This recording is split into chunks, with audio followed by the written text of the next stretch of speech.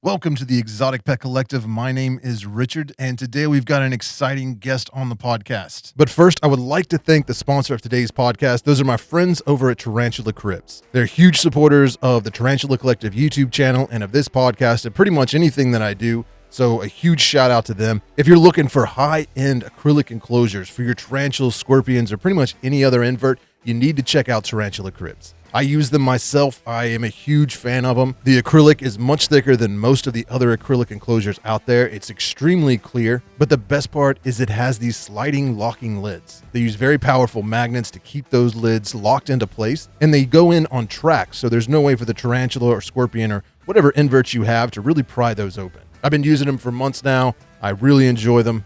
They look amazing. They work really well. I've had no issues with them, so you should definitely check those out. And right now, if you go to tarantulacribs.com and use the code TCollective10 at checkout, you will get 10% off your entire order. Whether you're looking for some awesome display enclosures for your spiderlings or you're looking for a large enclosure for your adult tarantulas, they've got that and everything in between. So definitely check them out.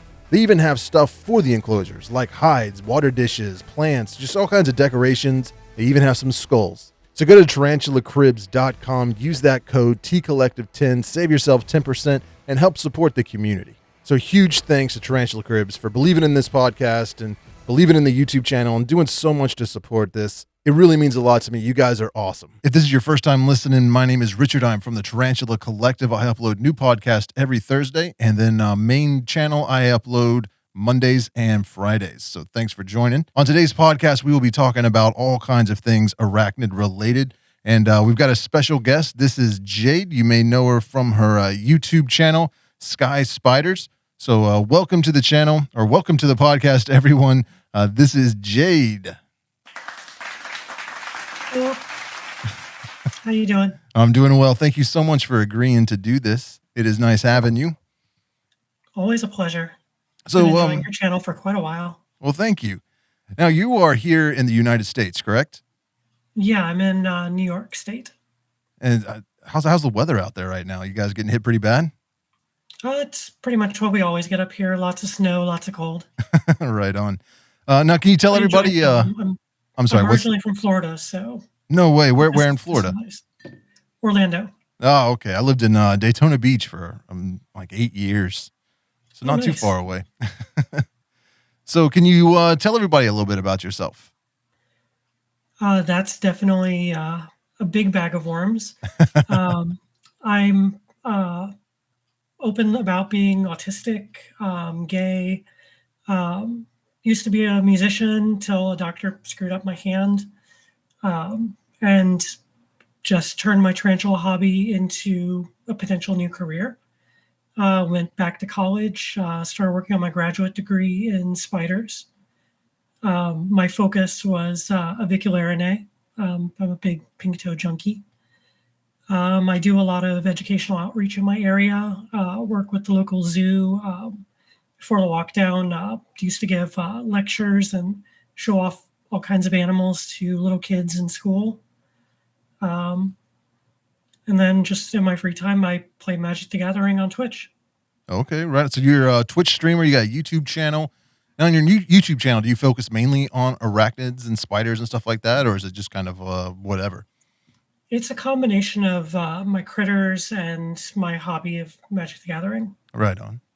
So you said you went to school and you were studying like arachnids, arachnology, or what exactly, like how did that all come about? It's complicated because there's no real, it's hard to find a school that focuses on arachnids. Okay. So when you're going for a degree like that, it's usually just put under the umbrella term entomology. But yeah, I started with biology programs, just as general as could be, then focused in on zoology, and then finally focused in even more on entomology and then specifically spiders. I gotcha. And you said you had a penchant. You favored the pink-toed tarantulas? Yeah, I've got a little bit of a soft spot for them. I don't know if it's just the way they strut when they walk, but yeah, they hooked me in pretty quick. Yeah, they seem to be one of those spiders that, I mean, pretty much any pet shop I go to has a pink toe tarantula for sale. It seems like everybody, I think that was my first arboreal tarantula was a pink toe. And at one point I got hooked into this cycle of constantly, like every time I'd go, I'd see a pink toe, that Petco or PetSmart or whatever. And I'd be like, I'm going to rescue it. And I would buy it. I'd bring it home, go back next week to get some more crickets. There'd be another one. So I'd buy that one. Yep. And it was a point I had like 8 or 9 Avicularias. Like it was like, this is getting out of hand. I mean, they come in every color and pattern. And I mean, when you've got versicolors under your branch and Celedonia, it's like, how can you not fall in love with that? Like, I just don't understand when I hear people talk about them and like, oh, they're too girly a tarantula. I don't want to keep those, or oh, they're boring. Like they're pretty awesome considering they're the only group in tarantulas that we really do in the hobby that's not Theraphosidae. Yeah, that's very true. I really enjoy, I'm actually doing a video, a collaboration video with Tarantula Cat and I can't remember who else you said was going to be on there, Reptiliatis and Petco and a few other people, all about Avicularia, kind of showing the different ways that we all set them up. And Oh, that's awesome. it's a controversial, not a controversial, but there's been a lot of bad information on Avicularia. Yes. It seems like it's one of those species that it should be a beginner species. They're very docile and easy to take care of, but for years it seemed like there's so many of them were just randomly dying, and they came up with the what did they call that? Sudden avic death syndrome or something like that. Yep. Yeah. So Sad. yeah. So how do you keep your Avicularia? Give us some insight on how you do that. Well, I gotta say, I've been doing this for, God, I'm really dating myself here, 22 years or so, and I had a lot of SADs at the beginning. I followed all that advice where they say high humidity and give them big open spaces, and the stuff I do now, I worry more about ventilation. I take for the little ones, I use tattoo ink caps. And for my larger ones, I just use like disposable, basically what we keep our spiderlings in, the little condiment containers. Yeah. And I'll glue those up in the top of the enclosure for water dishes. So they've always got their access to water. Again, the ventilation's the big part. I put holes near the bottom at ground level on the front and then toward the top and the back. So the air moves through in a current that refreshes the entire enclosure. Just mist once a week. And honestly, I haven't had a spiderling die in maybe 10 years now. Very cool. It's very similar to how I keep mine. Yeah. Yeah, it's honestly not as hard as everyone makes it out to be. It's just making sure you've got ventilation that clears up the entire enclosure. You're not just refreshing one part of it. Yeah. I actually just rehoused my Avicularia, one of them, into one of the Exoterra. Small, tall enclosures, like 12 by 12 by 18. It does have that kind of cross ventilation with the vents in the front and then the vents on top. Get some good circulation. And what I do when I'm using a larger enclosure like that is I put just a large water dish in the bottom of the enclosure. Because as that evaporates, I find that it really helps keep the humidity at a good level in there without the air getting too stagnant.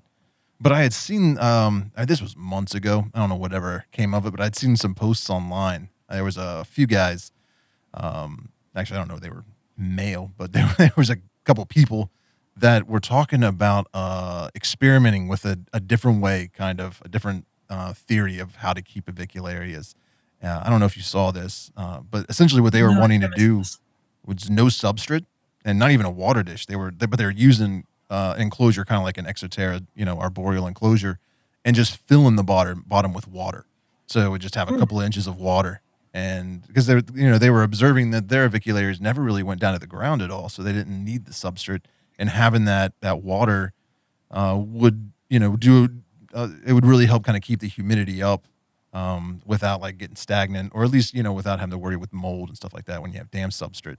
And it's definitely interesting. Yeah, I thought it was interesting as well, and they got eviscerated because you know how the tarantula hobby can be. You try something new, Yeah. Nobody likes that.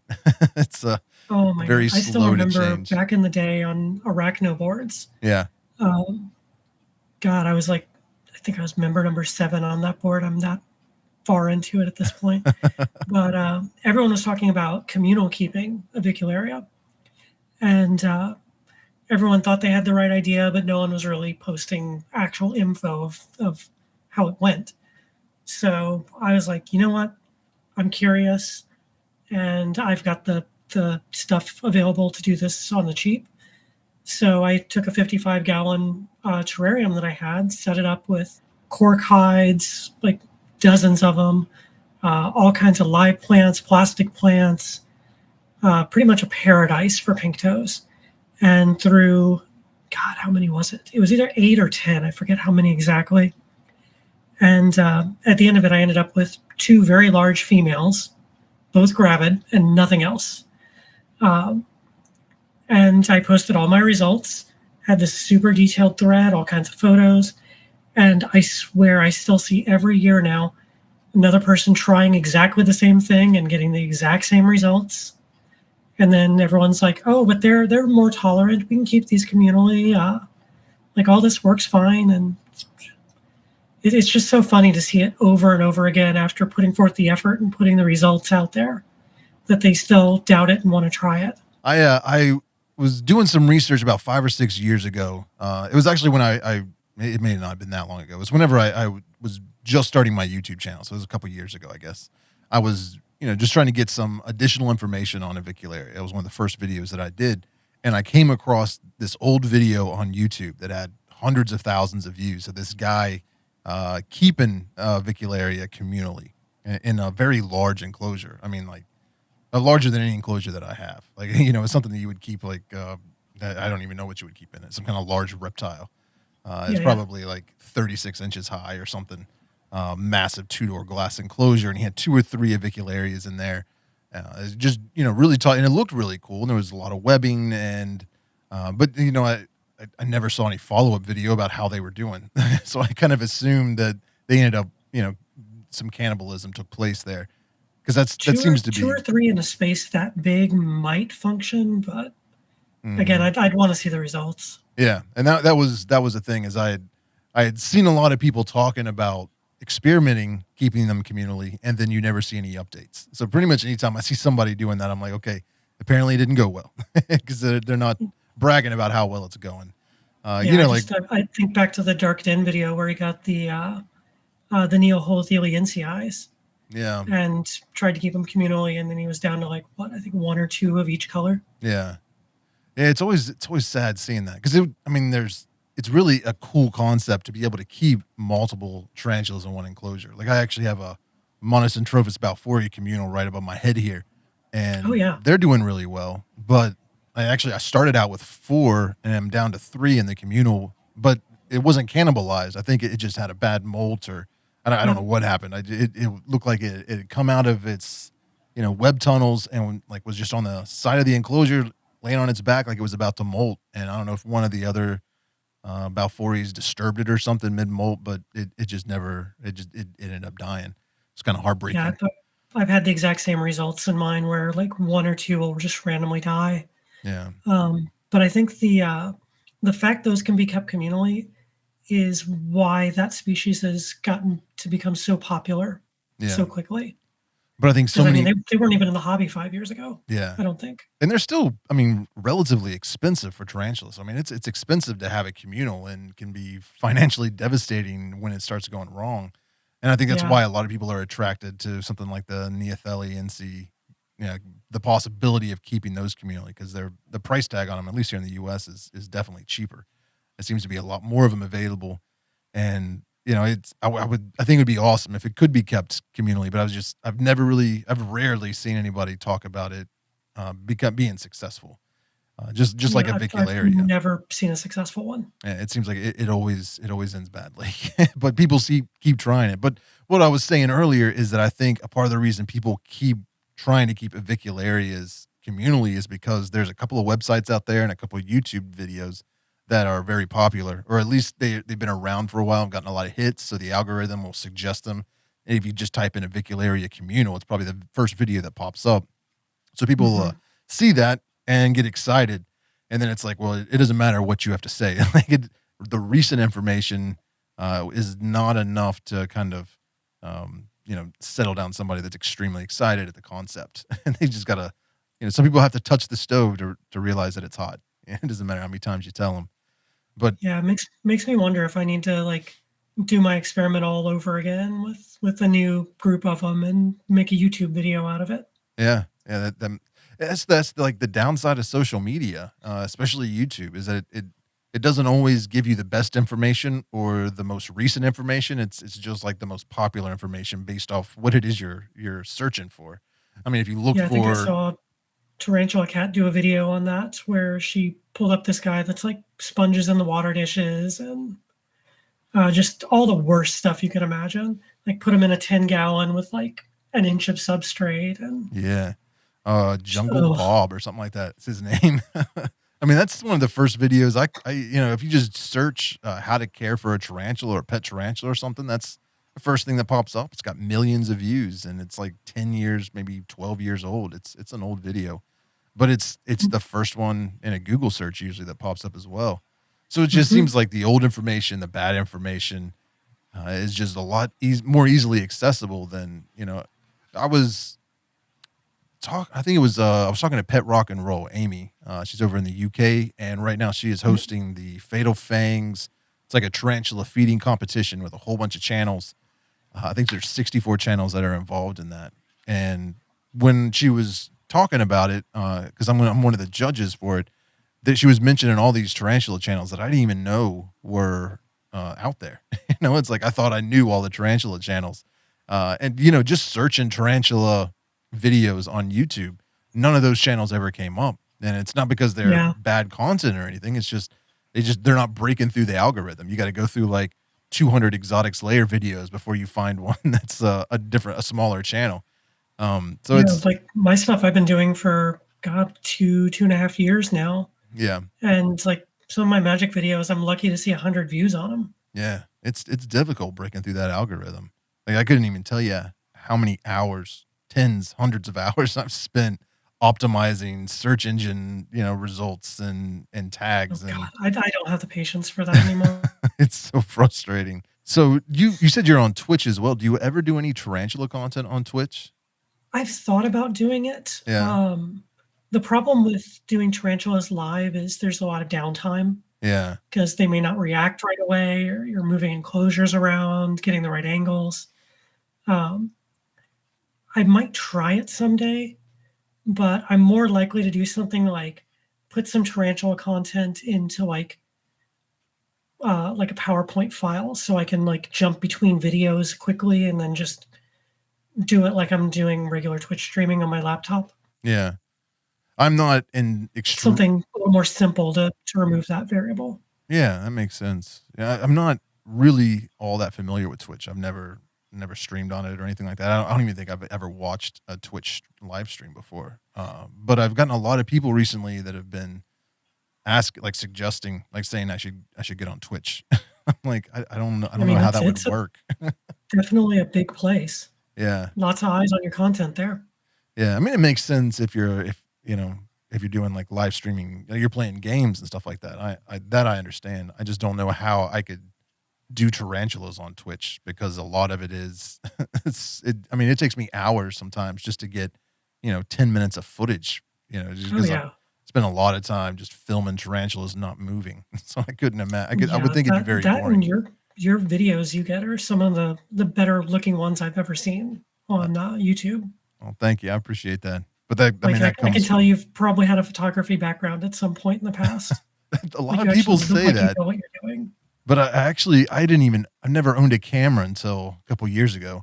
I Oh started wow. the channel with I had a Samsung Galaxy S7 or something like that, and just started recording it that way. And then, well, I guess I had been doing it for a few months, 6 months, something like that. And a friend of mine gave me an old used Lumix G7 kind of mirrorless camera.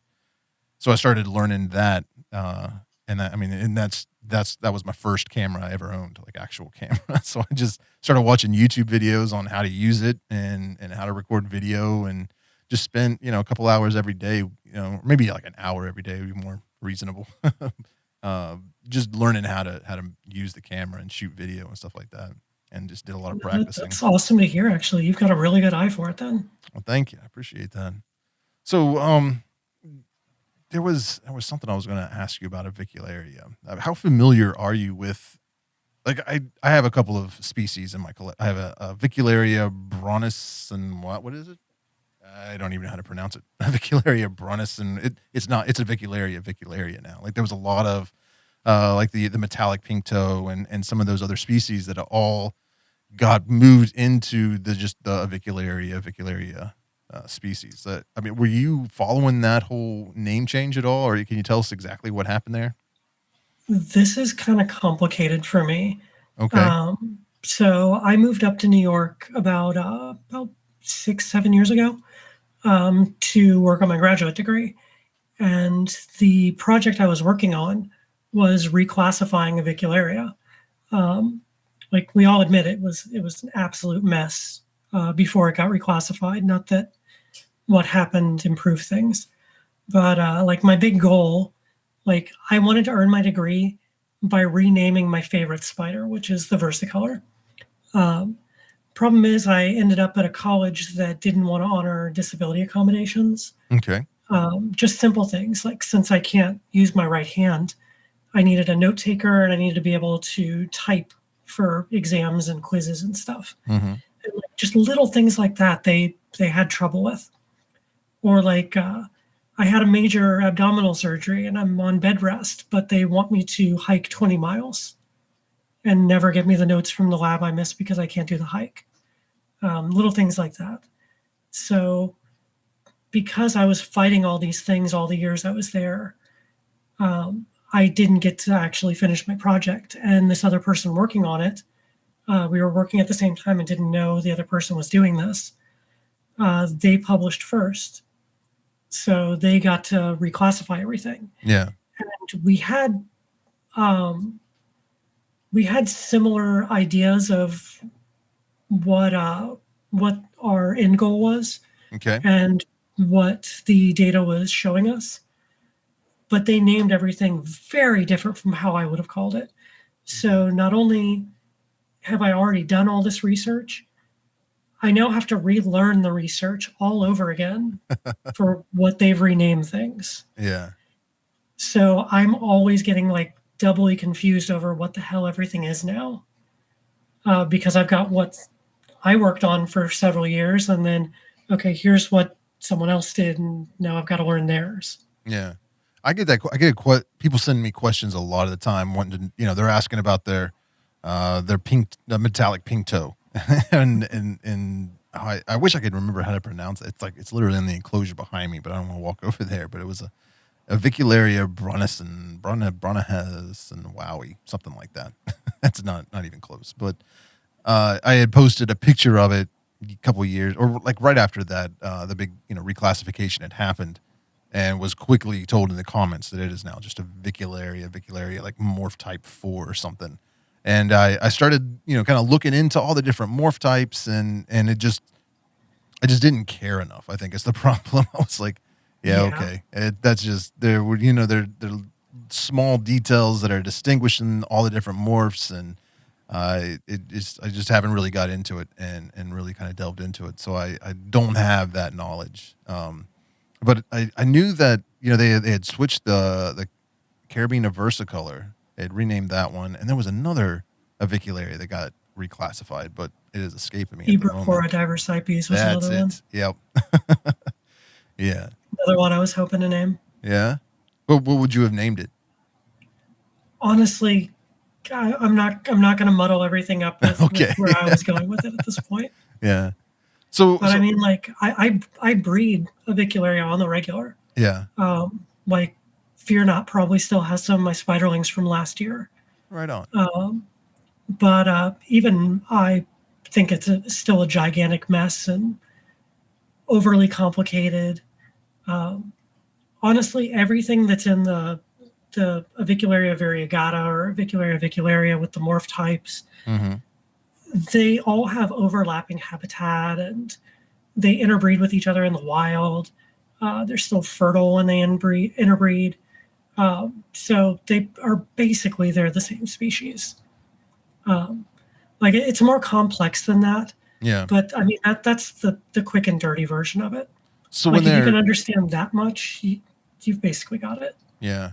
So when they're determining the different species, especially in a genus that's so closely related, I mean, are they doing like DNA type analysis to determine that they're different species, or are there like physical attributes, or is it just like whatever the kind of color and pattern that they have? I mean, what distinguishes the different species or different morph types? There's a few different ways to do it, and it's usually a combination of everything. There's morphotype analysis where you're going to look at all the different physical characteristics, like this one has additional hairs on this leg joint, or this one's mating clasper is a slightly different shape. You're looking for things like that. Then you're also doing the DNA analysis and looking for clusters of where there are gaps in different groups of DNA to delineate species. The problem with the Avicularia in there is you're going to have a lot of in-between ones as well. Some people start looking at the color difference, but a lot of that is just regional variation in a lot of cases. Okay. But it's a little bit of everything put together. Yeah. Although it's mostly DNA nowadays. So what got Carabina reclassified to a completely different genus?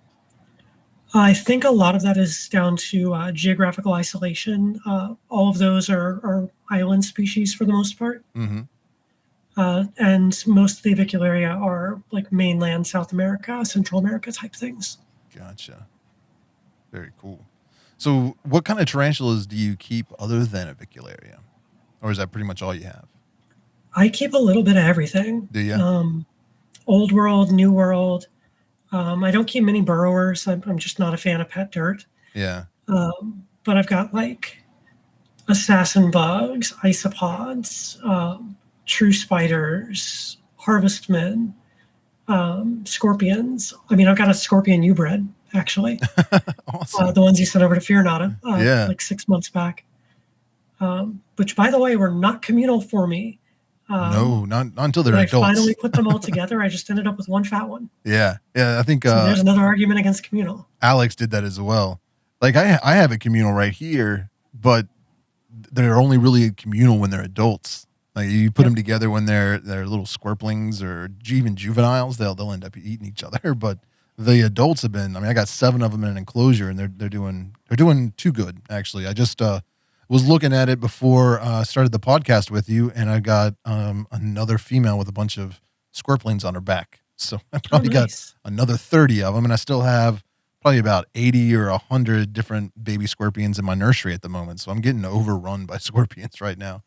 So one of my parthenogenics is about to drop, so I feel ya. Yeah. So that's tonight. I get to try to get her out of the communal and in her own enclosure, because if I've noticed if you don't, then they end up picking those babies off, like the other scorpions in the communal end up eating them off her back. So I definitely don't want, I know if they end up, moving off her back, they're probably not going to last long. They'll either eat each other or get eaten pretty quickly.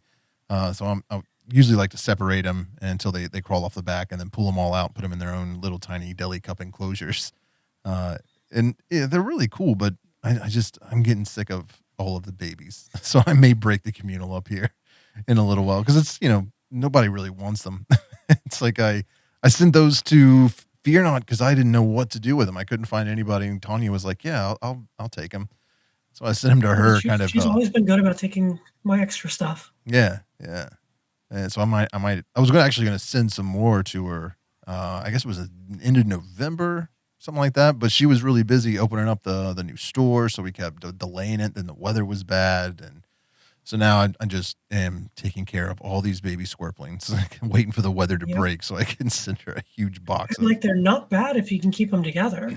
Yeah. It's when they're all individual containers. That's when they become annoying. Yeah. I mean, it just takes a couple hours just pulling them all out of the nursery, set them on the table, opening the lids, feeding them, watering them, Mhm. putting it all back. It's quite a hassle.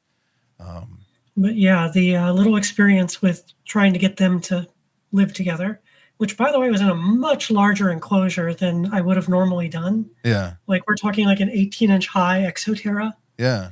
and they still were all gone in like 3 days. Wow. That's But wild. that experience, like I was about to order some Death Stalkers to keep communally, Mm. and I was like, you know what? I'm just gonna get a female to breed with my male when they're both mature, and I'm not gonna keep them together. I learned my lesson. Yeah. I've Like got other than my emperors, I don't keep scorpions communally. Yeah. See, I haven't tried that with emperors or Asian forests, but the communal I have is the Florida bark scorpions, and then also the Arizona striped bark scorpions, and then just the regular Arizona bark scorpions.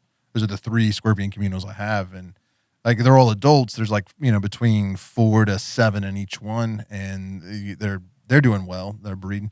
I did notice that the Arizona striped bark scorpion had some cannibalism in it, and I think that's just because of the way I had it set up. Usually, like all the other two communals, I have like multiple pieces of cork bark kind of leaned up against the side Mhm. of the enclosure. That one I just had one large piece, so I think there may have been some territorial issues in there. So I if I'm going to do that one again, I'm going to change up the way I laid it out. But other than that, those have been doing well. But yeah, Alex had told me that his had that he ended up with just one large fat scorpion. I was like, I'm sorry, man. I thought I made that clear that you have to wait till they're adults. But yeah, For it's mine, I thought they were mature and they weren't. oh yeah, So that's all it was. I mismeasured the size. yeah, it happens. Um, but you were talking about the multiple hides. Like my emperors, I gave them multiple hides, like I think Hmm. 6 hides for 2 scorpions, and they're always under the same one together. Yeah, So I just finally just took out all but one yeah. That's kind of because how that's all my we're going to use. Florida barks are. I mean, just looking at it right now, there's four of them on one large piece of cork bark, but I got two other vertical pieces of cork bark in there. Even though they don't use it very much, I think like when they get irritated with each other or need some space, they can quickly retreat and kind of be out of each other's hair in those situations. So I mean, I rarely see him using like right now the scorpion with all the babies on her back is on the farthest piece of cork bark away from everybody else. She's really kind of isolated herself, Hmm. from the rest of the communal, which kind of makes it easy to identify when she's pregnant. Yes. But you said you're keeping some assassin bugs. Do you have like the Horde King or the white spotted, or what do you have? I have 3 species. I do have Cytala horrida, which are amazing. Yeah. I thought I had 2 of the same gender left because I wasn't getting any babies for the longest time. And then, like 2 weeks ago, I just started seeing babies everywhere. Oh wow. So thankfully, that colony is going strong. I've got the white spotteds, Hmm. which I think I'm sitting at around like 20, 25 of those right now. Okay. And I just picked up P. Labicolus, which is just a larger red spot one. All right. I actually won those at an auction on Facebook just randomly. And those are actually becoming pretty awesome. Just like another species I didn't even know existed. Very But cool. I've been doing those for about a year now. And just I've fallen in love with them. They're so fun to watch swarm, Yeah. like fighting over food and Well, just really cool animals. I have the a Horde King and the white spotted. Both kind of I'm keeping communally. The white spotteds are doing really well. I think I've got maybe like 8 or 9 of them in there. Maybe a month or so ago, I noticed a bunch of babies crawling around. But the Horde Kings, I have not gotten any babies, and I'm down to just one. I think I had 5 of Oh them wow. originally, and they just slowly over the past few years have just kind of. Has it been 2 years, 18 months, something like that? It's been at least a year. I mean, more than a I know year. a lot of us are still learning the husbandry for these, but it's starting to seem like they're seasonal breeders Okay. because I'm seeing everybody talking about how they're getting babies all of a sudden. And with my Harita, I was keeping them more humid, but I'm noticing now they like it on the dry side with just a water dish to drink from. I've actually seen them drinking from it, which I wasn't expecting. But that's what I found working. And I also keep them with dairy cow isopods to clean up any of the bodies they don't finish, because they leave quite a mess. Yes, they do. But the combination of all of that seems to have worked really well on my end. Do you keep what kind of enclosure do you have them in? I just have them in an 8-inch acrylic cube with vertical cork bark to climb on. Okay. And what kind of substrate? Substrate is a mix of peat moss, some aspen bedding, a little bit of sand, nothing too fancy. Yeah. And you said you keep the substrate dry, give them a water dish. Do you use any kind of supplemental heat at all, or just room temperature? Our bug room is about 83, 84 degrees in the winter. Okay. Just because we're in a 2-story apartment, so all the heat goes up there. Gotcha. So our whole bug room is heated. Nice.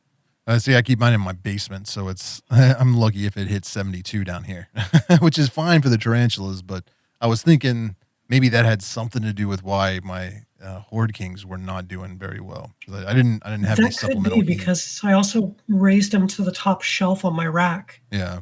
And that's where they get the warmest. Gotcha. So that might have something to do with it as well. Yeah. Yeah, I'm kind of bummed that I'm down to just one. I was actually thinking about ordering some more. Next Reptile Expo I go to, I was actually hoping to go to Tinley Park NARBC. That's where I got them last time. And I know there's usually a few people, a couple dealers there that will have them, but I'm not sure. I know it got postponed. It was supposed to be in March. I think they pushed it back to like June or July. And I just don't know if I'll be able to go now, but because it ended up when it was going to be in March. It was the same weekend as my wife's cousin. He actually lives right outside Tinley Park, and was getting married that weekend. So I was like, perfect. I'll definitely be in town. So yeah, but I guess since it got postponed, I don't know how that's going to work out. But before I got more, you could have unlocked an achievement I haven't gotten yet, where it's bring tarantulas to a wedding. Yeah, that would be pretty wild. But I wanted to make sure that I had their husbandry more dialed in better before I got more, because I just don't want to get more and let them die off as well. Like that's not what I want to do. So I've been asking a lot of people like how they keep theirs, trying to find some commonality. One of my friends up here, he's the one who actually gave me my Harita. He got them just randomly in a roach colony he bought. Where they were there just picking off excess roaches. He had, I think, 3 immature and 1 mature. And he just was like, oh, I heard you wanted these, so here you go. I don't have any reason to keep them. That's pretty wild. And that's literally how mine started. But I mean, if they're doing good in a roach colony for, 5-6 years. Yeah. What do you feed your assassin bugs? I've tried all the roaches that we breed, but they can't catch the red runners. They don't like the dubia. They don't like the lobster roaches. All the other ones we keep are pet species. And we finally just had to realize we have to go buy crickets every week for them. Yeah, that's what I feed mine as well. I detest crickets. Like, they just smell so horrible. They really do. But yeah, that's all they'll eat for me anyway. Yeah. I think I got a few of them to eat mealworms, but it was almost like I had to dangle it in front of them and let them strike it. And I was like, yeah, I'm not doing this every week. Yeah, I've done tweezer feeding with red runners before, and they'll take them that way. Yeah. But when you've got 30 in a colony, I'm not going to sit there for 2 hours and tweezer feed every one of them one at a time. And when they have remember babies, who got them and who didn't. Yeah. Now, do you separate the young, like when they have babies, or do you just let them all stay in there together? I've been letting them stay together, but depending on how it goes this time, I may start separating. Gotcha. But I've never had any losses of babies by keeping them with the adults. Yeah. Yeah, I had noticed, I haven't checked in a few days, or probably a week. I haven't really turned it over. But the issue I was having with the white spotted is the cork bark I used were they're kind of thick pieces of cork bark with a whole lot of large holes, like knots in the wood. So they would all crawl way back in, deep into the cork bark. So I couldn't even see them. come down late at night, shine a light on there, and I'd see a bunch of babies running around, but come back during the day, and there was none. So I knew they were all, going deep in there and hiding. And it was, I initially was going to separate them just because I wanted to make sure they survived. But I was like, there's no way I could get them out with all of the full grown assassin bugs walking. I was like, I'm going to get bit or something. So I was like, I'll just let them be, see how it goes. So I'm hoping it turns out well. Yeah, a bite from those is not something I want to experience. Yeah, me neither. Like they're up there with centipedes for things I don't want to be bitten by. Yeah. Like I've taken one tarantula bite in all my years. And, how did you get bit? Dumbest thing possible while handling a versicolor and not letting it get away from me. Ah, nice. Just a little 2-inch or inch and a half spiderling or something. Yeah. Chomped down on the knuckle of my thumb. Yeah. 3 or 4 dry bites with my dumbass not noticing. Oh, wow. And finally gave me an envenomated bite, and that was interesting. Yeah. What kind of side effects did you feel? Honestly, it was like a fire ant bite. It was just itchy and burned for a little while. Oh, okay. Because I'd never been bit by a fire ant either. I managed to avoid that all my time in Florida. I was like, nope. I was going to say, I thought you lived in areas with them. Like, that's amazing. Yeah. I have managed to not get bit by fire ants or tarantulas or I can't say snakes anymore. The entire time I was in Florida, though, I was actually, I worked for Tampa Electric Company, a TECO, but it was actually People's Gas.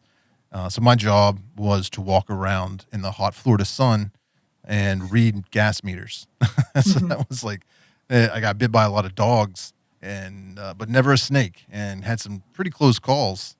But that's kind of like a part of what really amped up my appreciation for reptiles and arachnids, was just being down there. And, I'd always liked tarantulas, but it wasn't until I moved to Florida and had scorpions in the cat litter box and snakes all over the yard and like reptiles running through the house that it really started to develop a lot deeper appreciation for these things. And yeah, so and then I moved back up here. Actually, when I moved, I'm in West Virginia right now, and I moved from Daytona Beach up to West Virginia, packed like just threw everything in the back of a U-Haul.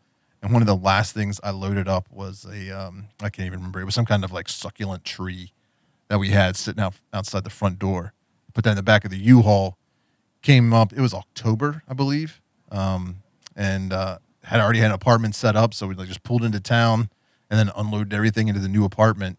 And got a call from the landlord a few days later complaining about an infestation of lizards.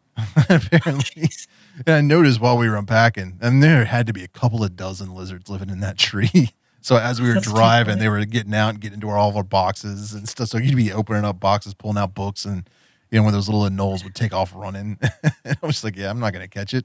It's like I figured they'd die off. I gotta say, like the one thing I miss the most about Florida from when I grew up there was just the anoles everywhere. Like, yeah, you can't go anywhere without hearing anoles like rushing all around you. Yeah, and like they were just the coolest thing. Like I used to catch them as a kid and keep them as pets for short periods. Yeah, my cats loved them. It was like their play toys. They're the perfect size for cats to play with. Yeah.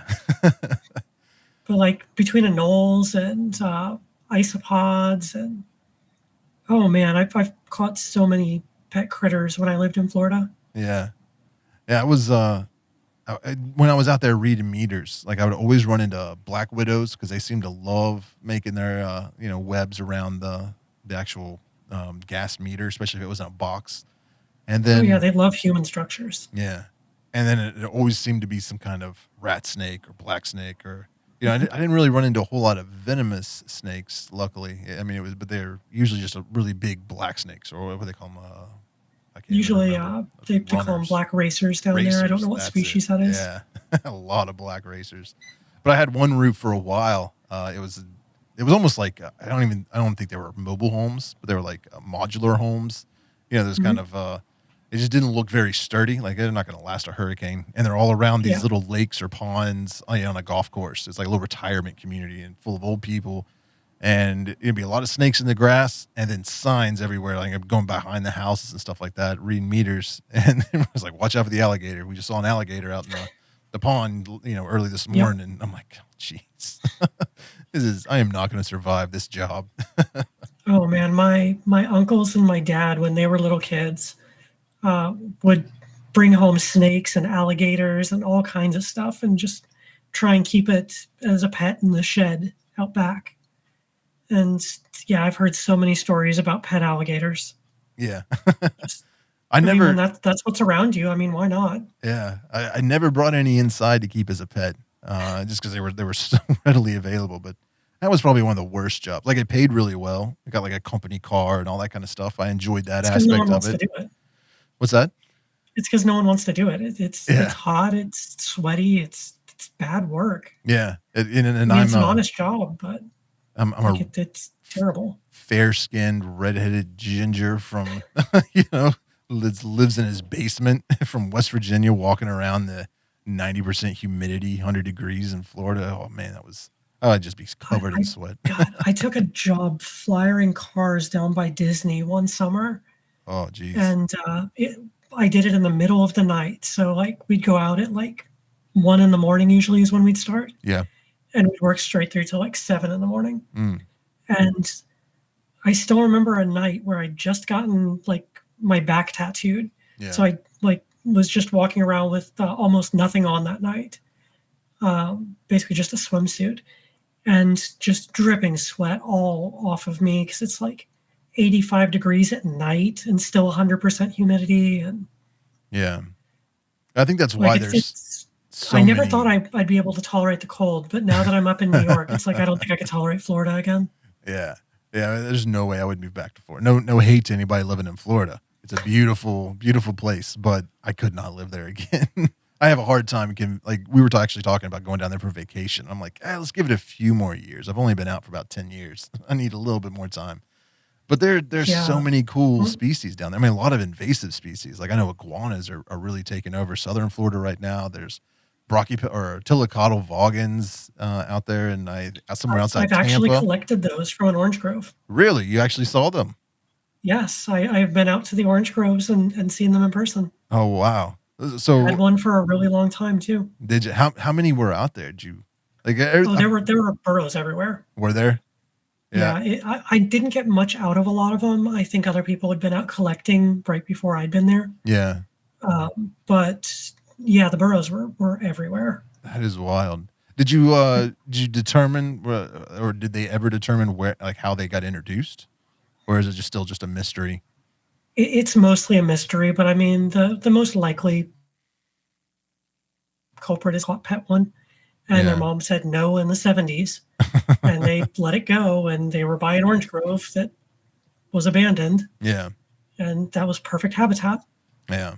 I mean, I am. That's the most likely way it happened. Yeah, that's what I assumed as well.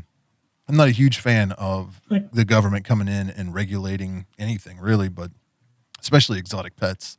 But with the exception of Florida, just because it's the Florida environment needs it. there's it's so much different than most of the other states in the U.S. and it's so many things can thrive down there, like like iguanas and a lot of snakes and reptiles and Like I've known people who've let their Burmese pythons go in the Everglades or their anacondas. oh geez, that's And it's wild. like, I don't think these snakes should be legal in Florida, or at least they should be licensed. Yeah, or even like So what that was that? way, if they find a wild one somewhere, they can go, oh, well, this person in this area kept them. Yeah, or have them tagged or microchipped or something so they can at least Yeah. be like, all right, this is obviously yours.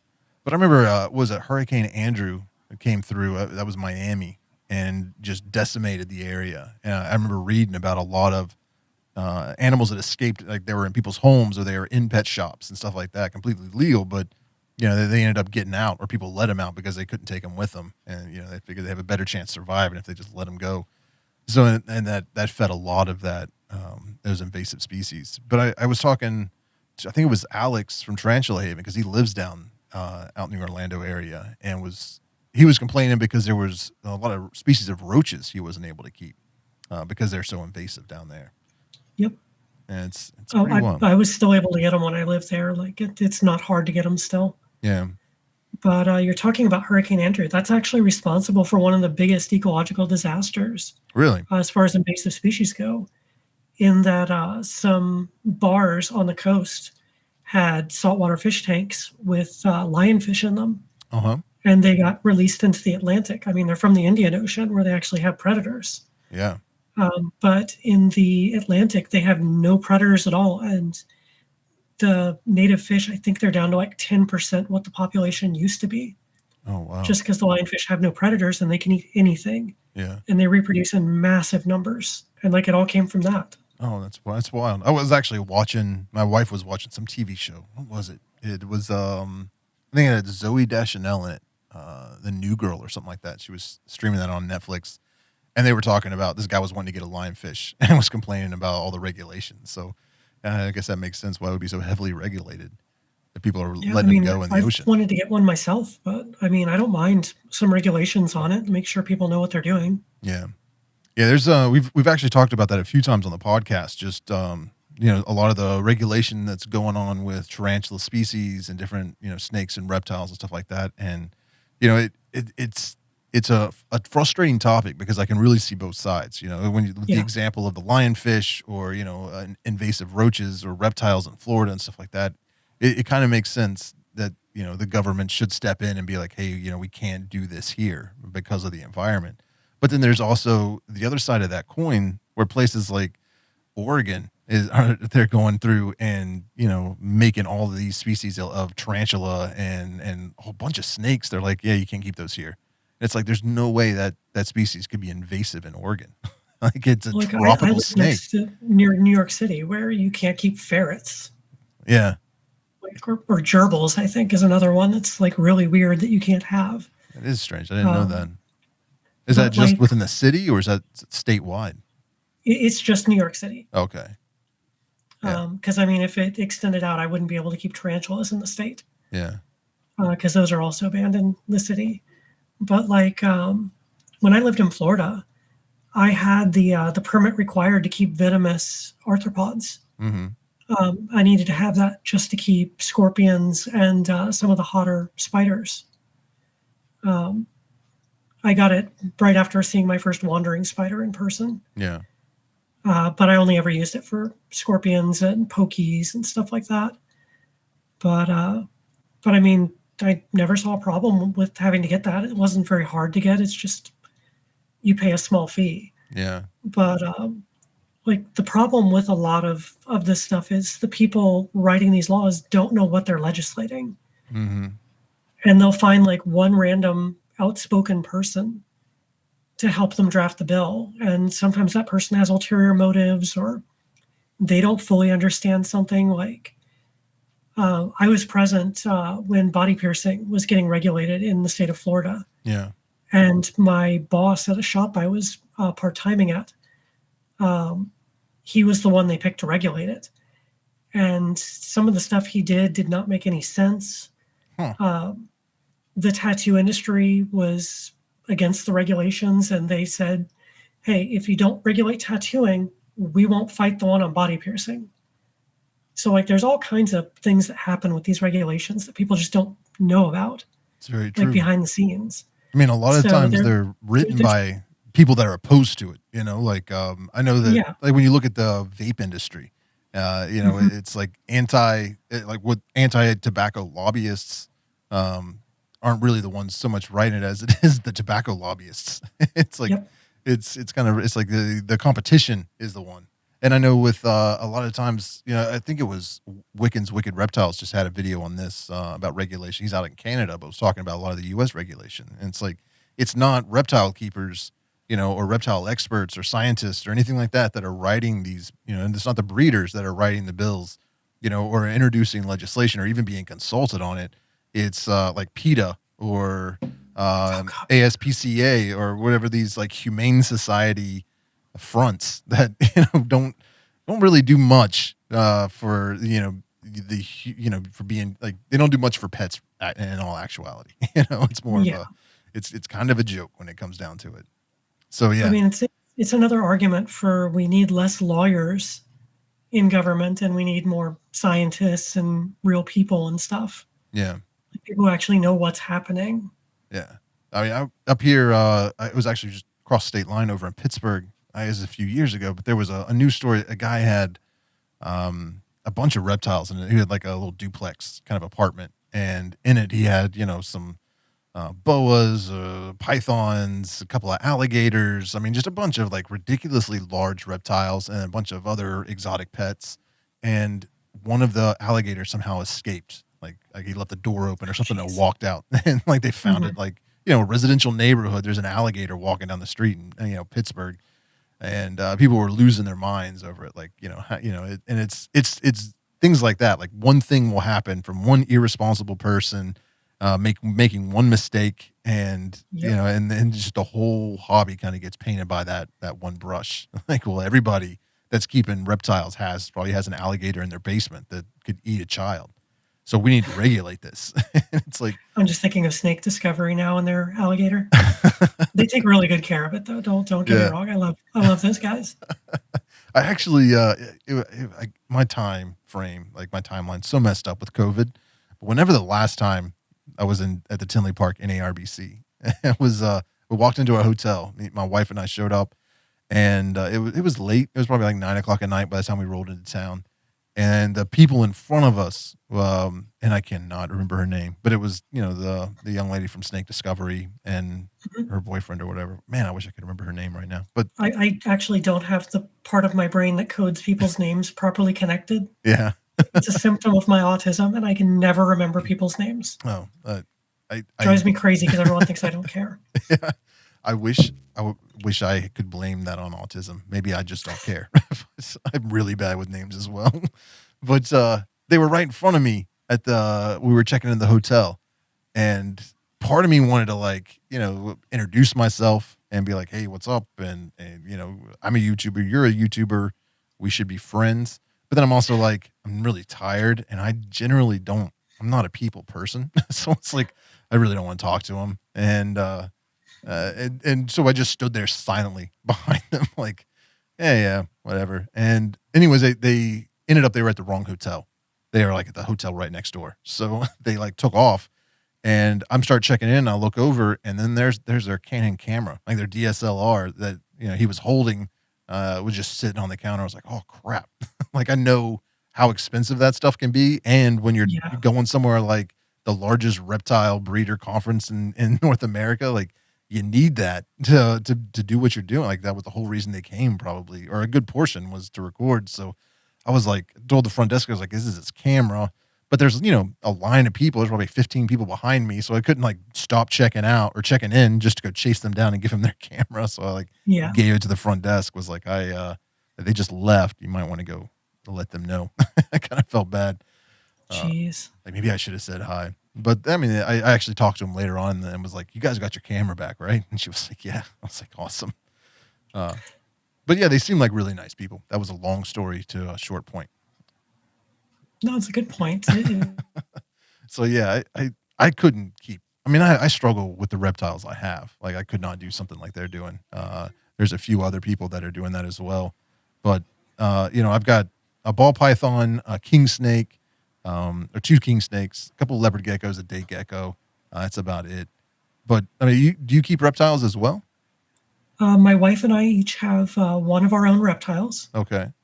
She has a ball python, which is to my right, and then to my left. Like we've got them both sitting in the living room. I have a pink tongue skink. Oh, really? My friend's child has a blue tongue skink. I wanted a blue tongue forever, Yeah. and then again, I'm blanking on names. The guy that always does, is this the right reptile for you? And he ranks how good they Clint's are. Reptiles. Is that one you're talking about? Yeah. Yes, that's him. He did an episode on the pink tongue skink, and as soon as I saw their little flappy doodle tongue, like I immediately fell in love. And I was like, oh, but they're really rare. I'm never going to find one. Yeah. I walk into my local reptile store that I'm friends with, and they've got two brand new captive born pink tongue skinks. And I was like, I have a PVC enclosure in the house we don't need. Do you guys want that for a skink? And we worked out a really good deal, and she's one of my favorite pets I've ever had. So what's the draw or the allure to the skinks? Because I mean, I've seen like my friend's kid, she had one, and it just didn't excite me. I was like, I don't get it. I don't understand why this would be a good pet. So maybe if you, since you have one, you can fill me in on, what's the positive attributes there. The blue tongues are a little less active, so I can kind of get that sentiment. Pink tongues are a little more active. They're arboreal, so they're more prone to climb around on you when you take them out. Mm-hmm. But the big thing is they're really friendly as far as reptiles go. You don't have to do any taming down for the most part. You can see intelligence when you interact with them. They remember you, and it's just they're easy to care for. They don't have difficult maintenance requirements. Okay. Like mine eats prepared snails and really expensive dog food. And that's all I have to feed her. Like I pre-package it in little Ziploc bags. They're all up in the freezer and they're all portioned out. Nice. And so like every 3 days, I grab one out, let it thaw on top of her enclosure, and then just drop it in her bowl, and she tears it up. Very cool. Yeah. She's super easy to care for. My leopard geckos, actually, I've got 2 leopard geckos and a day gecko, and I feel like none of them like me. Like I can tell they recognize me, and they're like, yeah, not this guy again. I mean, one of them tolerates me. It'll let me handle it and stuff like that. But for the most part, I was gonna say leopard geckos at least are tolerant. yeah. But they're just leave me alone. The day gecko wants nothing to do with me. But I think that's pretty typical for day geckos. They're a little flighty. It's like it'll I be had out. a couple day geckos once. Just they were way too needy for me. Yeah, it was I hate to say it, but it was kind of an impulse buy. Like I had been to a couple of reptile expos, saw how much they were charging for those giant day geckos, and the local pet shop had one marked down. It was like 75, 80% off or something. I was like, what's wrong with this gecko? Why is it so cheap? And she's like, well, after we have, a pet for so many, for so long, so many weeks or so many months or whatever, if it doesn't sell, then we have to clearance it out.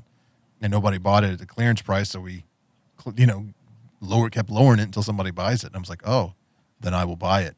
Like $20 or $25 for a day gecko. That didn't seem like a bad deal. And it's beautiful. Mine was, what was it? It was the local reptile club in Orlando was having a raffle, and one of the raffle prizes was a tarantula I wanted.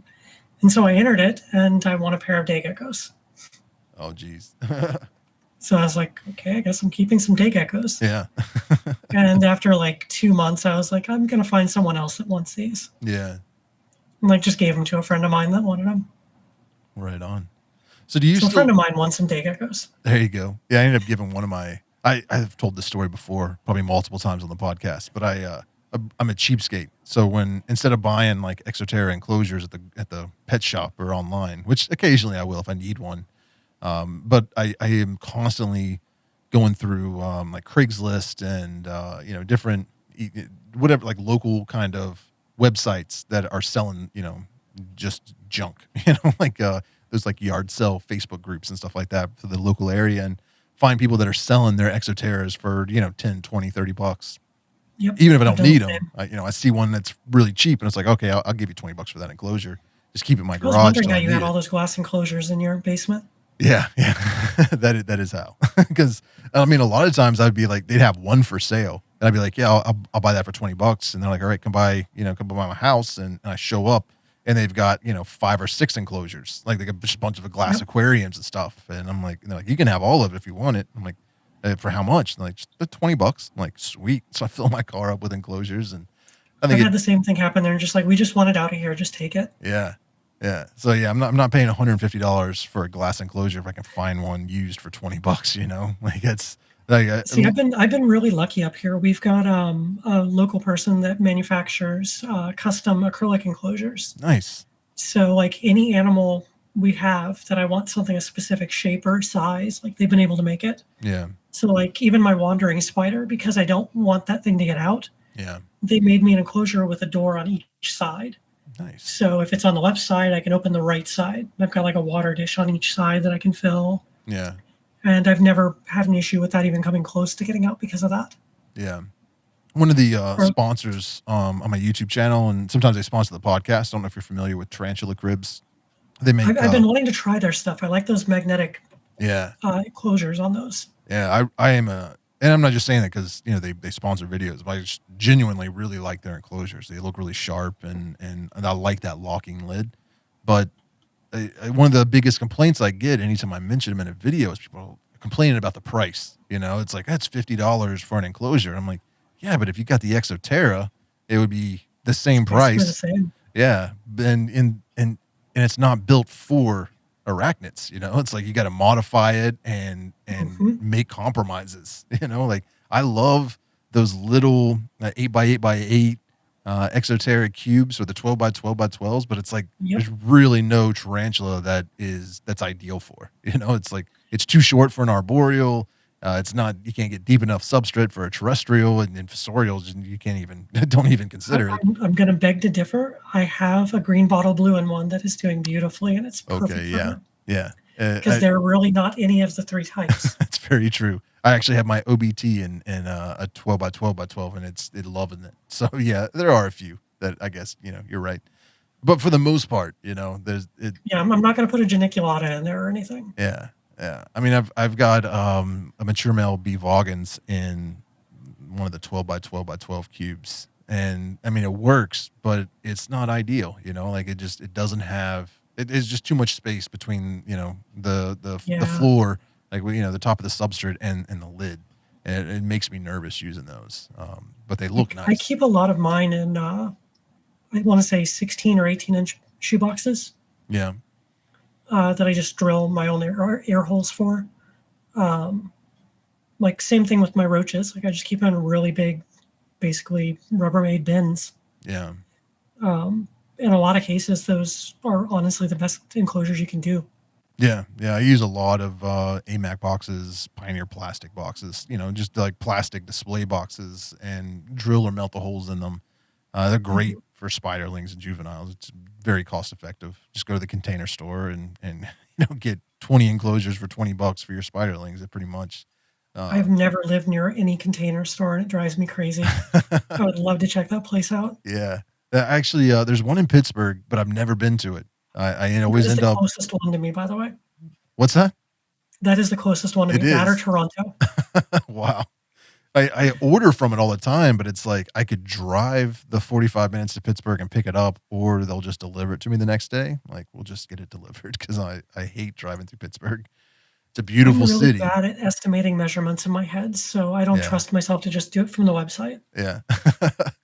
We went out to last summer, or was it last? Yeah, I think it was last summer. Was the COVID happening last summer?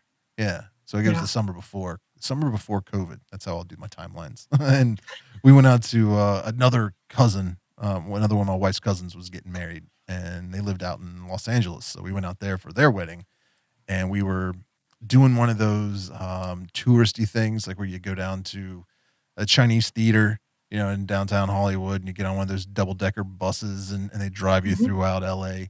And one of the places that we stopped for a few hours was some kind of market with a bunch of stores and restaurants, and just a cool little spot. But there was a Container Store there, and I was like, we got to go. And everybody else, like the rest of her family's like, we're not going to the Container Store. I'm like, come on, please, it's right here. They did not understand my desire. My wife did, and she's like, "Yeah, we're not going to do that because I don't want to. We're going to lug those containers around for the rest of the day. Like that's not See, happening." I would totally end up doing it, and then all of them would get cracked on the way back, That's very true. like guaranteed. Yeah, and then of course, I'd have to take a plane home. So yeah, it was probably the smart thing not to go, but I really Yeah. wanted to and was pretty disappointed. I still wonder about these people that fly for reptile shows Yeah, what do you and wonder like about? intend to buy stuff. Oh, well, I know the ones that I've been to, they have somebody like Ship Your Reptiles has a booth there. So you Mm, buy all your stuff and then you go to them, and they take it and box it up for you. You just pay them however much for the shipping. Like it's like $50 per reptile or something like that. I mean, or I don't think that's it's pretty that much, cool. but yeah, I thought that was pretty awesome because I had been. There must be a new thing. I haven't seen them before. Yeah, I know. I don't know if that's how widespread that is. I just know like pretty much the only one I've been to is the Tinley Park NARBC one, and I know I know Ship Your Reptiles is there. There may be another company too, but I know a lot of people were buying snakes and then would bring them to them, and they would ship them out. So then they would even like, well, what time, like what day are you going to be home, and schedule the Yeah. shipment so that you they'd be there the day you arrived or the next day. I thought that was pretty cool. I go to I've some got in to tell my Pittsburgh, wife but about that, so maybe we can hit the tarantula thing that's in Arizona every so often. yeah, that would be Actually, bring some stuff home from it. yeah. I I ended up driving. Like I drive to Chicago whenever we go to that expo, mainly because I don't want to pay for shipping and don't want to try and Mhm. sneak them on a plane. So it's like, what is it? Like I don't even remember, 12-hour drive, something like that, 10-hour drive. It's not that bad from where I am. But I've, it's I've like had to full start day. driving to everything just because my stomach's been getting worse as I've gotten older. So now I throw up every time I fly. Oh, geez. And I'm not very fond of that because everyone on the plane stares at you the entire flight when you do. Yeah, I'd say so. Yeah. I I Like I used to travel all the time when I was a musician. Like I've been to every state in the country except for two. yeah. And like now I can't travel like I used to. It's so funny. Yeah. I preferred driving, to be honest with you. I'm actually heading down to Virginia Beach this summer, as well, as long as everything is safe and opening back up by then. Uh, I'm not getting my hopes up on this summer, to be honest. I just it's kind of like a half family vacation, half visiting the Fear Not Tarantulas brick and mortar store, because I really want to do a Mhm. video on that. I thought it'd be really cool to go down I'd love there to just and go. yeah, and but it was kind of hard to sell it as, I'm going to be gone for the weekend. I'm going to Virginia Beach to go make a video at this tarantula shop, because then my wife and kid are like, well, we want to go to the beach. So it's like, well, we can all go, but that's so we're not going to like Myrtle Beach or Florida or anything like that. It's going to be Virginia Beach, which isn't the most exciting of all the beaches you could go to on vacation, I'm sure, but yeah, Some people just like beaches. yeah. But I'm stoked just to go see the tarantulas. I think that'd be really cool. Yeah, I've heard their shop's going to be pretty interesting down there as Yeah, far as all the stuff they've got. I've seen some of the pictures. I know that they also have like some true spiders and centipedes and praying mantises, Ooh, and there's a whole bunch of inverts in there. I'm not sure. those are three things I have trouble finding and would really like to get a hold of. Yeah, I mean I'm about 45 minutes an hour outside of Pittsburgh in West Virginia, and there is no. I mean, there's a Petco and a Pet Supplies Plus, and they don't really carry anything that exotic. So it's, I've been told there's a couple of cool pet shops in Pittsburgh, but it's always like a look but don't buy situation because they're just really expensive. Like, Yeah. some of their tarantulas are hundreds of dollars. You could order them online for 60, so it's like, it's unless you need it right away, there's no reason to buy it. So I ended up never even going to them. I should really do that at some point. But there's just nowhere in this small town in West Virginia to get any kind of exotic pets. So it's like I either go to Expos or check out a pet shop like that is pretty much the only opportunity. So I'm Yeah. really looking forward to doing that, and I think it's cool that the hobby's grown so much that a business Hmm. like that is able to even exist. Like I still remember when you couldn't get 200 of us together on a message board. Yeah. Like 200 was like, oh my God, we have 200 tarantula keepers. And like all you could find was like the Tarantula Keeper's Guide. Yeah. Like that's what we all learned from. And like you could find maybe like two species locally. And then you'd have to like search for these importers. Mm. And it was like Todd Gearhart and Kelly Swift were like the two big ones I knew back in the day. Yeah. And There was it's so amazing to see how much easier it is to find stuff now. it was that guy Paul out on the West Coast. What was his last name? I think I know who you're Paul talking something. He about, had but I get a name. Pet Center USA for a while. Oh yeah, I I think I remember can't hearing remember about his name. them. Yeah. Wasn't he the one that Yeah. everything kind of went wrong there? Yeah. That would be him. Technically, I Yeah, think he still owes me $200, but whatever. We'll let that go. yeah. I had a breeder who I won't name for obvious reasons in a Yeah. second. But when I was early in the hobby, they were selling me guaranteed females, Yeah. and all 30 of them ended up being male. Oh, geez. So yeah, that was my introduction to be more careful in the hobby. Yeah.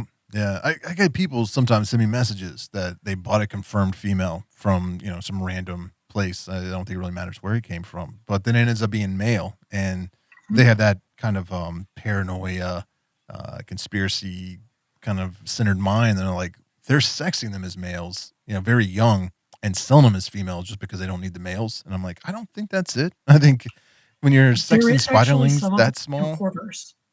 what's that? Like, there is some of that with importers. Yeah, I Uh, mean, I'm not saying that it doesn't happen, but some of the more reputable dealers, when that happens, I'm like, I'm pretty sure it was probably just a mistake. Like, yeah, no. The times that it's happening is when it's shipped to local pet stores, like small or big chain pet stores. They give them the males because they're just attracting the more casual keepers.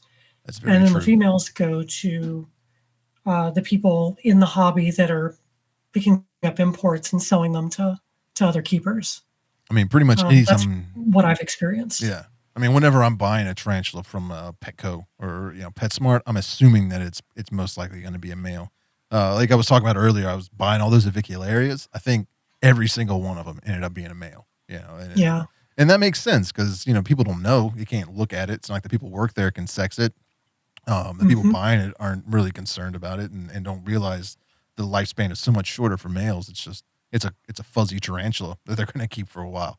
So they're just excited to get it. So I mean, from a business standpoint, I could understand being like a wholesaler, just selling all your males, like especially juvenile males to large pet Hmm. stores like that. Because I have a feeling Petco's not paying them more for females than they are for males. They probably got a flat rate for the tarantula.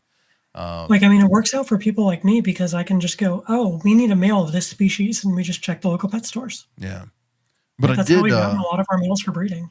Yeah, that's very true. I did though come across I think it was my Brachypelma Bamey.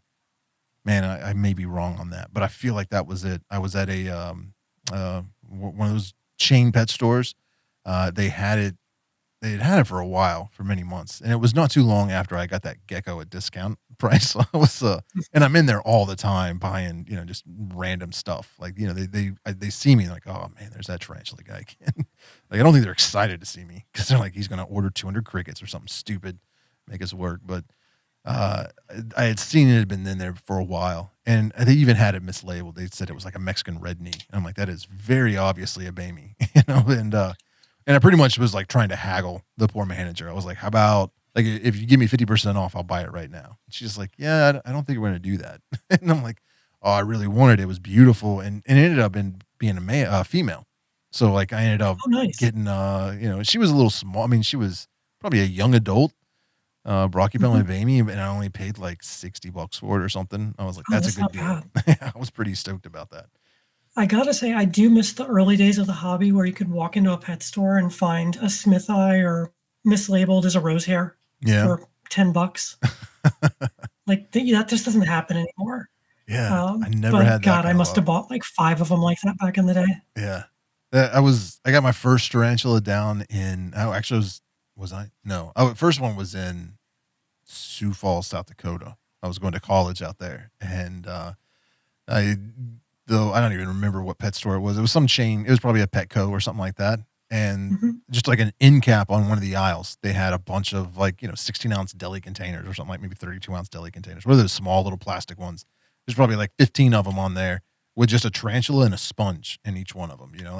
They're all rose hairs, but they didn't even tell you what it was. It was just like tarantulas, $9.99 or something. And I Yeah. was like, oh, I want to get one of those. And I was like trying to overcome my fear of spiders. I was like, that's not a big investment, and that thing lived forever.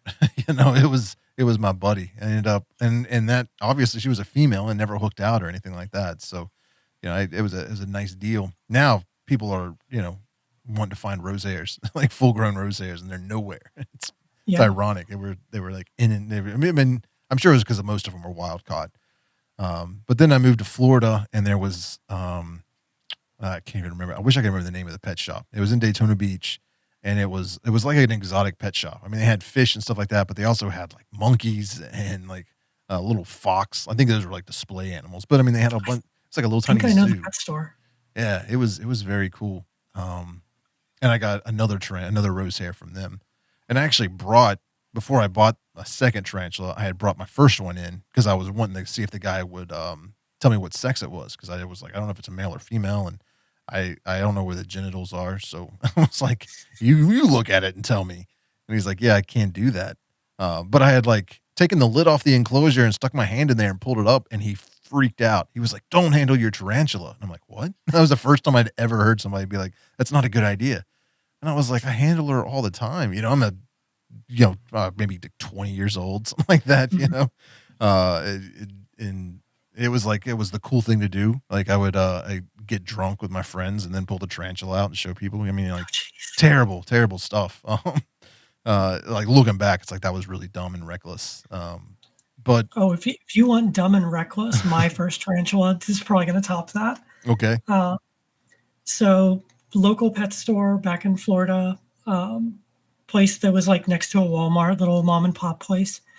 I was 18 years old and they had a little tarantula in a deli cup, same thing. And he told me it was a Goliath tarantula. It was a rose hair. He said it was a female and she'd get 2 feet in leg span, and I would need to feed her adult rats when she's full grown. Holy crap. And like, this is sounding like the coolest thing in the world to an 18-year-old. So I bought it for $10, took it home, put it in a 10-gallon with a 1/4 inch of sand, a little ceramic hide, and a rock water dish with a sponge in it, a screen mesh lid that she would get her toes stuck in all the time. Turned out it was a male rose hair. He matured on his next molt and then died about a year later. Yeah. But yeah, I did everything wrong on keeping that guy. Never handled him though. I was too afraid to back then. Yeah.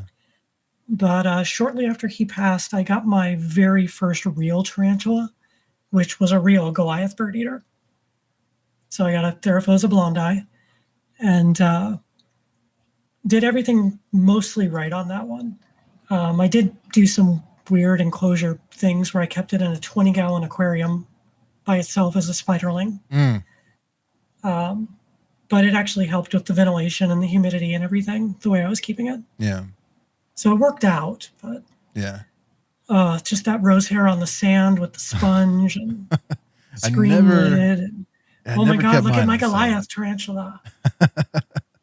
Yeah, I did. It wasn't set up ideally, that's for sure. Like I didn't have it on cocoa fiber. I think it was initially it was the Reptibark. So like it had no way of burrowing. And it had a water dish with a sponge in it and crappy hide, and then a incandescent light bulb on the top of the enclosure for, and that was like straight out of the Tarantula Keeper's Guide. Like that's where I got that information, whatever version that was back then. And it wasn't until, and I think kind of going back to what you were talking about earlier, like, especially with arachnoboards and stuff like that, it was a big thing to have 200 people. Like back then, I didn't know there was any kind of groups or message boards or anything like that for tarantula keepers. Like I really like tarantulas. I would buy books. Like I've got a bookshelf, like a whole shelf on my bookshelf is just tarantula books that I bought over the years and checked them out from the library and stuff like that. And I think back then I still had like a dial-up internet connection, and I didn't spend a whole lot of time online. That wasn't my thing. So I wasn't like looking for information. So I never came across any of those message boards or anything like that. And I think that part of the reason the hobby's grown. I think I searched tarantulas on Yahoo to find arachnoboards. Nice. Yeah. Like there's vague memories of maybe coming across arachnoboards like way back in the day, but like that type of like message boards, I don't enjoy very much. Like just reading threads. That's why like I'm not huge on Reddit. Or arachnoboards and tarantula forums and stuff like that. Like I join them and occasionally will interact, but I just whatever reason my brain doesn't like processing that forum of information, if that makes sense. Like reading threads, So no, I get that. I've ended up mostly leaving in recent years. Yeah. Just because I'm tired of answering the same question a million times, or the people who will try and talk over experienced advice I give. Yeah, that I can imagine that's very frustrating. Advice usually. Yeah, and then there's the other side of that. There's a lot of people that are there looking for information that are new, and because people like you are just frustrated and tired of saying the same thing over and over again. Because instead of searching for a thread that's, that has the question they're about to ask. They just create a new thread, and people get short with them, and then they are all upset. Like, people are so mean to me and they're picking on me. And it's like, yeah, well, People really need to work on being nicer to new keepers. yeah. That's part of the reason. Like, that's part of the goal of what I'm doing here with the Tarantula Collective and everything is trying to at least create some space that's beginner friendly, And I catch a lot of crap. There's a lot of trolls out there. A lot of people that are very well respected, very knowledgeable people in the hobby that don't like my Facebook group, for example, because it's like, a lot, but I mean, if you're going to be shitty when you're saying it to people, like, we don't want you in here. Like, we want your information, but we don't want your arrogance and your bad attitude. And, and it's trying to keep the trolling down. I mean, there's one thing from like just being snarky, like that's, I understand that. But I mean, when you're like going out of your way to humiliate and demean someone, it's like, yeah, that's not helpful. Like, I'm glad you have the information, but it's every hobby though. Oh yeah, definitely. And I think compared to other hobbies, the tarantula hobby is nowhere near as bad as like, the ball python community or oh my God, the Magic the Gathering community. They're the worst. So I mean, I'm not like hating on anybody. I'm just, and I try to explain that to them as nice as I can. Like, hey, I respect you. I respect what you know. I think you're an asset to the community, but you're not right for this group. Like this is just a friendly space for, we're catering to people that are new. So, I mean, if you don't have the patience or the ability to kindly explain something, when they learn what they need to learn, then they can cross paths with you later on, and maybe have the knowledge that they need to not irritate you or something. And it's just weird for me because, I mean, I got a very dark sense of humor and very sarcastic and snarky, and up until recently, I loved arguing on Facebook and stuff like that. Like, that was one of my favorite pastimes. If I could argue with you about religion or politics, I would for hours. And it's like, I know that desire to troll people online. Like, I have been guilty of it for many years, but it's like in this one group, I'm not going to do it, and I expect other people not to do it because this is an area, like just a little space where we're not going to do that. And yeah. And it blows my mind how upset people got at that initially. Like, how dare you create a safe space for new people? It's like, do you hear what you're saying? Like, they're new people. They're the future of the hobby. It's going to help everybody. Let's just have like a nice, people being nice to them in like one group for a little while and see how it goes. Just experiment and see what happens. Like, I try to tell people about this with Magic the Gathering. It's like, if you're a jerk to everyone that comes in with questions, you're eventually going to run out of people to play the game with. Yeah, it's very true. And like with this hobby, like if you're a breeder and you're a jerk to everyone, you're going to run out of people to sell to. Exactly. I mean, it's not so much customer service, but it kind of is customer service. Even if you're not selling tarantulas, like if you're wanting to perpetuate the hobby and make it better, then you've got to make it appealing. And that's why I started making YouTube videos, partially, because it's like, I really love tarantulas, and I really enjoyed watching videos about tarantulas. And for me, the way I learn, that's like that visual kind of teaching was the most effective. I could struggle reading, and deciphering a thread of, on a message board, or read a care sheet that's coming from somebody I don't know who they are. It's like, I don't know if this is trustworthy or not. And there's 20 different websites with 20 different care sheets. They're all a little bit different. And in ways that I like, one person, especially like with Avicularia, like a lot of those websites are saying, you got to mist them twice a day, and all and your humidity's got to be 80%. About some of this is like, people will come in and they'll ask for advice on how to care for something, and people are like, "Oh, just go Google it, do your own research. Like, why are you being lazy?" And it's like, no. Sometimes when you Google, you get bad information. Or you get conflicting information. Exactly. Like, you're asking for actual, like, lived experience, like what works for you. Yeah. And sometimes that's just way more valuable. Oh, I agree 100%. And I do think people should do their own research, but I also know, especially with all the time I've spent researching analytics and search engine optimization, that if they just Google it, they're not getting the best information all the time. You know, a lot of times they're getting really bad information just because it's gotten a lot more clicks because it's been around a lot longer, and it's Or someone just knows how to optimize it better. exactly. Yeah. So it's like, you know, you can't just Google it. Like that's not the best way to get the information. And like that's why groups like this exist, is so that people with experience right now can answer their question in real time, or like, well, at least within a few hours of the question being posed. Like and I think that's what's helped the hobby grow so much over the past few years, is just this explosion in social media and these, you know, the ability to communicate and network and find, you know, like-minded people in the thousands. You know, like I think my Facebook group alone is like, if it's not already, is right around 20,000 members. And we're like really picky about, like, we don't, yeah, there's some groups that it's like, anybody that asks to join gets accepted. But the moderators of my group are really good at kind of going through and making sure that they're not a bot and, you know, like asking some questions. If you don't answer all the questions, even if you're a real person with a real interest in tarantulas, if you can't take the 30 seconds to answer the 3 questions, 2 of which are yes or no questions, then you're not going to be in the group, because they're not going to take that risk, letting some spammer or, you know, bot in there that's just going to be harvesting information, you know. So it to me, that's amazing. Like just the fact that there's 20,000 people that would want to be in a Facebook group just to talk about tarantulas. And then, you know, of course there's groups with much more than that, 2 or 3 times the amount of members. And I think that having that kind of community has really helped the hobby grow a lot. And what I was saying, I totally agree. Like having it on social media where you're already at anyway. Right. Like just seeing it scroll through my Facebook feed, like here's, all of a sudden I've got a picture of a new tarantula species I didn't know about. Yeah. And like, oh my God, now I want one. Like, that's cool. Yeah. Especially if you're selling tarantulas. I'm sure that's a big boost to business. But I mean, that's how I learned about Harpactira pulchripes, and it's now like one of my favorite species. Yeah.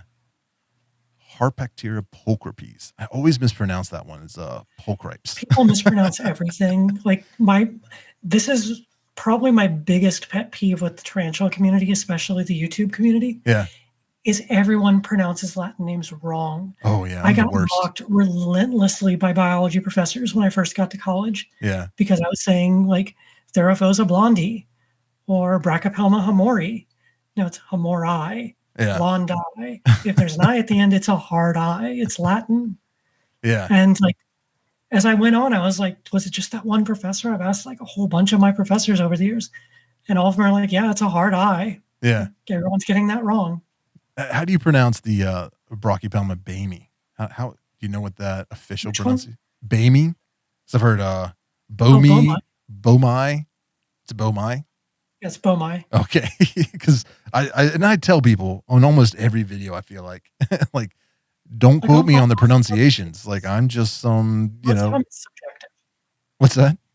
Most of them, it's a little subjective. Yeah. Because you've got like people's names in them and right. weird stuff sometimes, but in general, like the hard and fast rules of like the I at the end. Yeah, like that's a big one.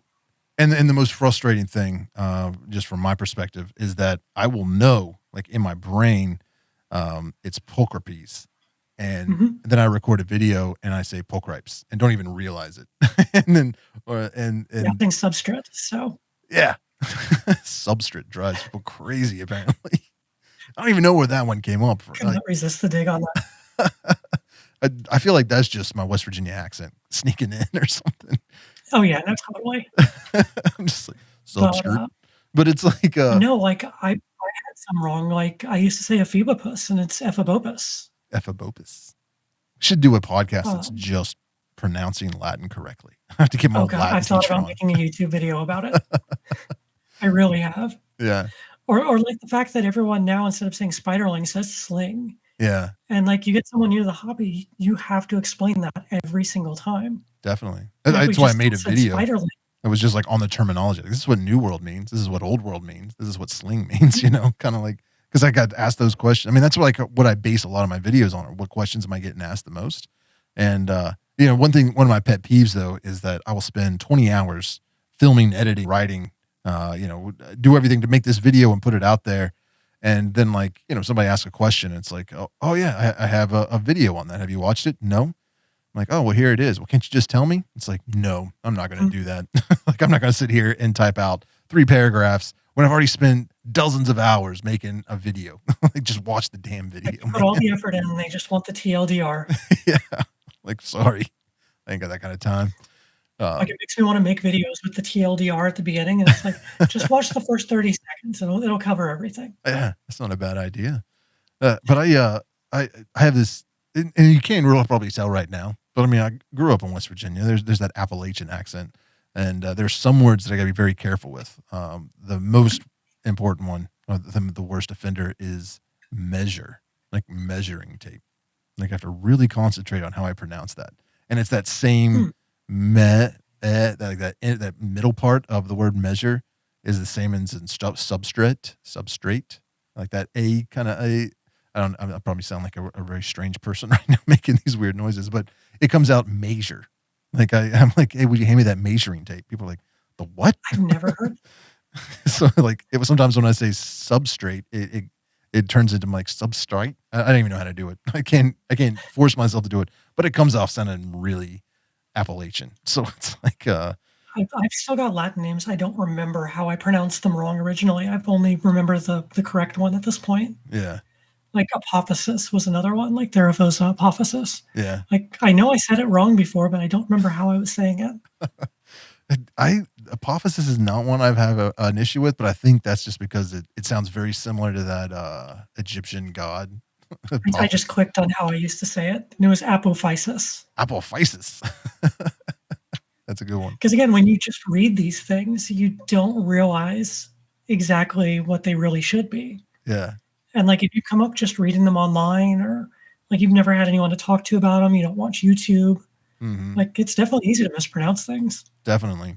And, like, I mean, I wasn't there for the rise of YouTube, tarantula keepers. Like, when I was in college and working on my degree, I took a break from all the hobby stuff, just kept my pet ones for that time and focused on school. And then I come back and it's like, oh my God, there's hundreds of new species. There's all these cool channels where I can watch other people do this. Yeah. Like, I can actually learn new stuff. Yeah. It's really you exciting. never stop learning. Yeah, it's very true. And especially with the tarantula hobby, because there's constant influx of new information and new species still being discovered and described. And, as soon as you think you know something, then it changes. Yeah. If I'd finished my degree, I'd be one of those people out there finding them and describing them. Yeah, like, that would be very cool. That's one of cool. the things I wanted to do. Yeah, I'm excited because that's not really something I ever thought of doing, like, ever in life. I was like, I like tarantulas, but I never thought it'd actually be out in the wild. But I have a couple of things. I mean, COVID screwed us all up, but a couple different like trips that I'm gonna go like out to the Southwest and Peru, or not Peru. Why did I say Peru? Puerto Rico. That's a lot different, and a few other places. just going out and filming tarantulas in the wild, and like, I'm really excited to go do that. I was supposed to do it last summer. There's a channel that does that on the regular. What's that? There is one channel that does that on the regular. Yes. It's the guy from the Netherlands area. BioDude CH. I think that's what you're talking about. It. Yeah.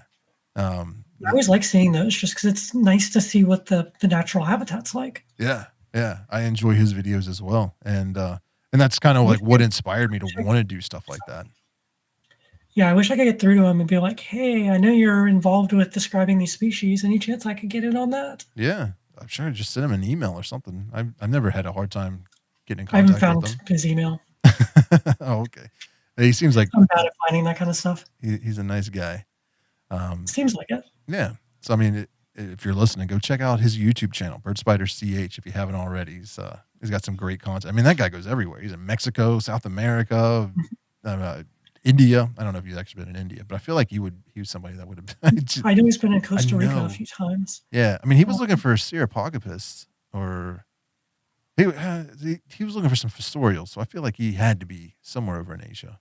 But at any rate, he's a great channel. It just drives me crazy that like I watch him go to all these places that aren't safe for me to go to since I'm out as being gay. Yeah. There's like so many countries I can't travel to. That is very true. There's a lot of places. I want to go there and just look at bugs. Why can't you put up with a gay person looking at bugs? Yeah. That would be frustrating. I just don't have a passport anymore, so I can't go anywhere at the moment. I got to get that I back. let mine expire during COVID as well.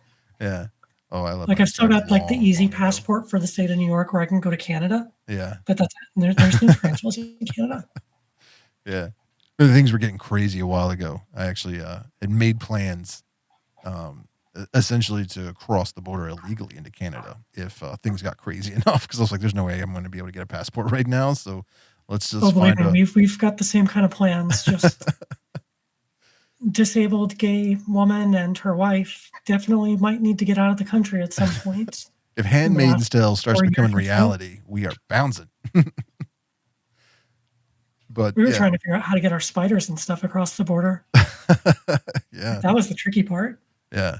That's like that's how I know. I was talking to somebody the other day. I was like, I'm probably like my wife had mentioned a few times she was wanting to look at new houses, and not so much because she wanted to move, but likes to entertain the idea, And I was like, "There's no way we're gonna move. Like, can you imagine how difficult it would be to move all of these reptiles and snakes, even if we're just moving a mile down the road? Like, it's not worth it." Oh, I've moved them across the country twice. No, thank you. It is annoying, to say the least. Yeah, yeah.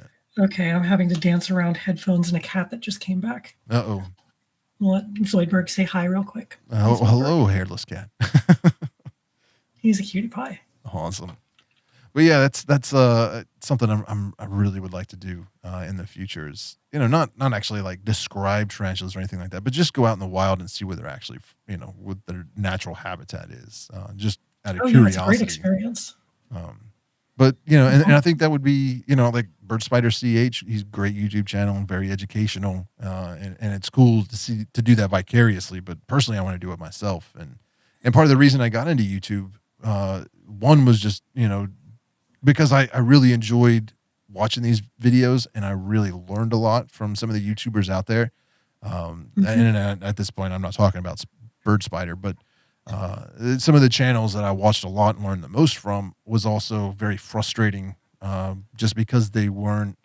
It was very like stream of consciousness. It was just like somebody holding a phone, talking for 20 minutes and repeating themselves 5 or 10 times, and it was shaky, and it was like it wasn't pleasing to watch, if that makes sense. It wasn't like it really that enjoyable. It was just kind of educational.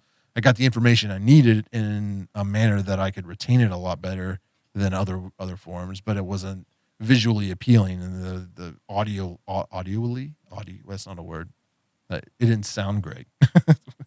Audio quality, yeah, the audio quality was not great. And I was like, that's my perk as being a former musician. I know my audio quality. There you go.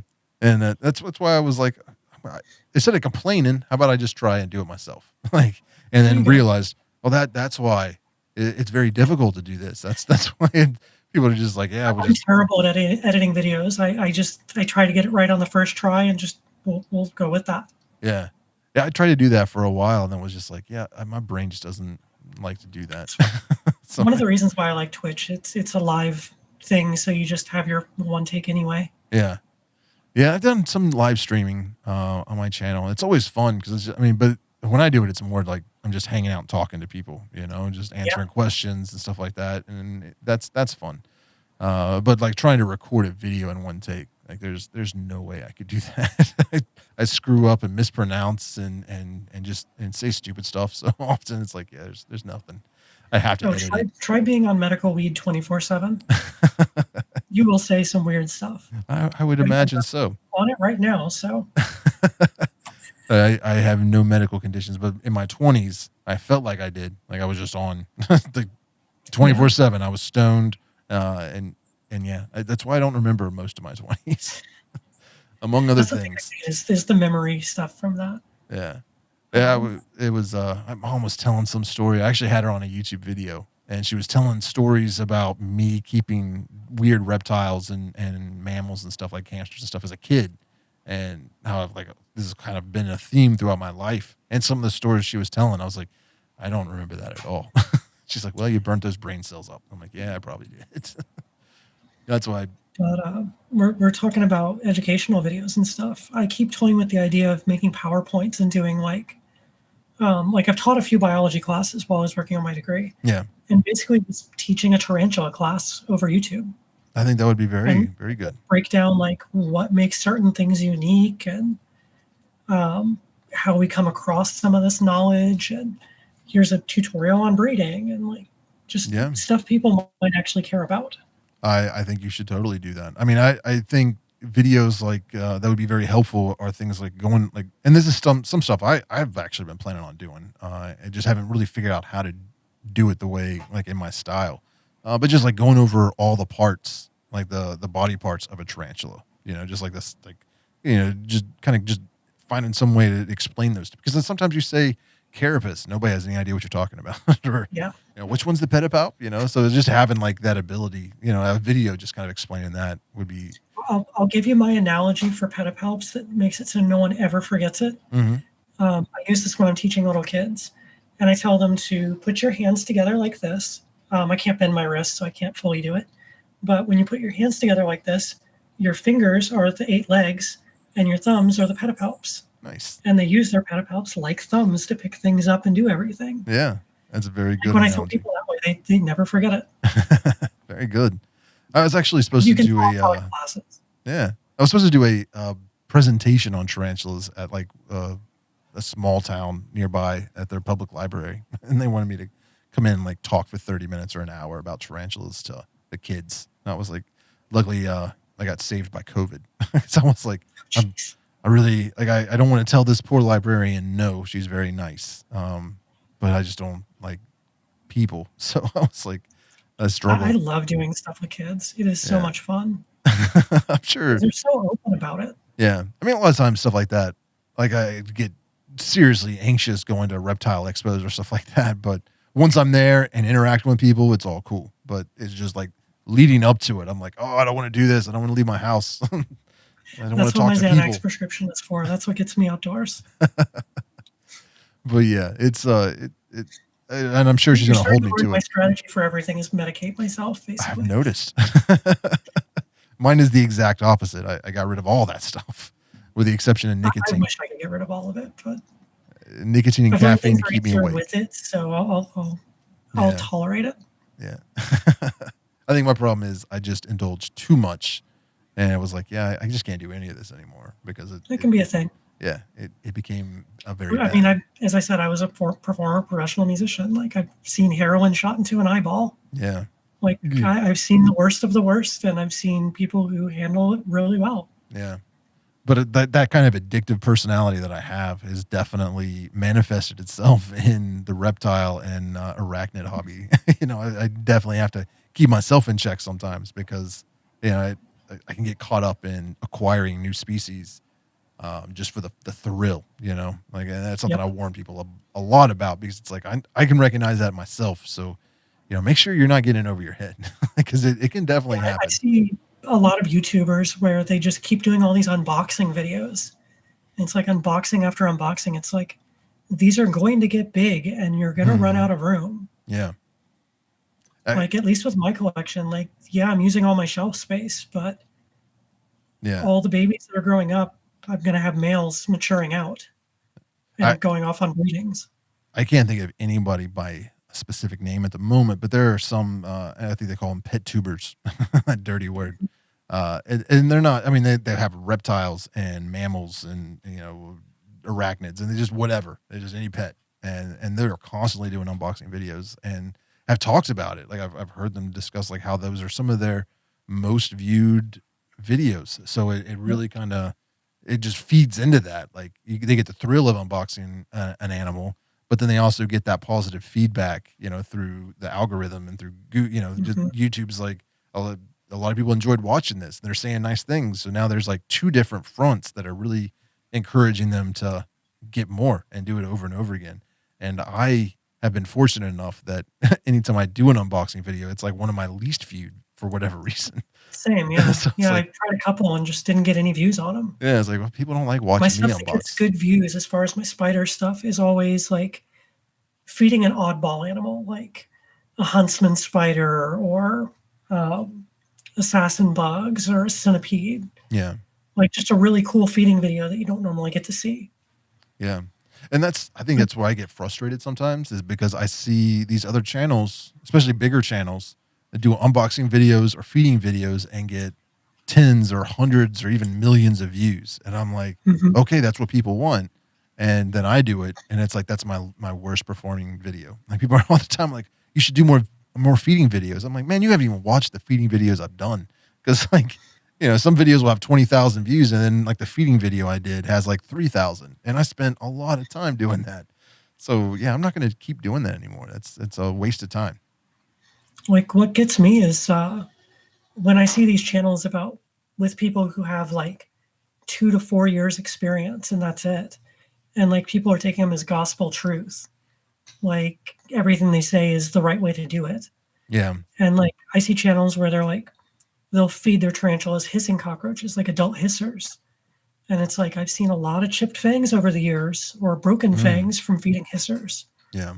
Or people who will just do weird keeping things that just don't make any sense. Yeah. And it's like you guys need to find people with more experience if you want to get like information to know for certain. Like you can't take that as like perfect information. Right. And I feel like most of the people that make those, those YouTubers aren't trying to put themselves out there as a reliable source of information. I think it's really should be on the viewers to be like, everything that I watch on YouTube, first and foremost, is for entertainment only. Like there's the entertainment aspect first, then beyond that is information. Like if I'm watching it and I'm enjoying it, it's entertainment. There are people out there that do purely educational stuff, but it's like even that in this forum, they try to make it entertaining so people will actually watch it. So you got to take that at least keep that in consideration when you're watching anyone's videos, even mine. Like I try to tell people like I don't see myself as a tarantula expert at all. I didn't take biology in school. Like I have no background. I just talk about my experiences. I'm going to mispronounce a lot of stuff, so don't quote me on pronunciations because you can almost guarantee I'm wrong more than I am right. So if somebody else says this is how it's pronounced, they're probably right because I don't have that knowledge. But I see myself as making like car commercials for tarantulas. that's as deep and as informative. I like that analogy. That's great. Yeah, like I can give you all the specs, but beyond that, like I don't know how they created the engine. I don't know how it works. I can just read you the specs and show you some pretty pictures of it. But see, that's the thing. Like I would defer to whatever stuff you say about husbandry because I know you've been keeping long enough to have done the wrong stuff and learned from it. Yeah, that's. But I mean, and that's just experience, though. That's not, so it's a little bit different than, knowledge from like researching or going to school. Like That's fine. I think it's just as valuable in a lot of cases. Yeah, and that's kind of like just. I would rather hear someone's experience than read a book about it. Because there's a difference. What was that? There's a saying actually. It's like knowledge plus experience is wisdom. So it's like.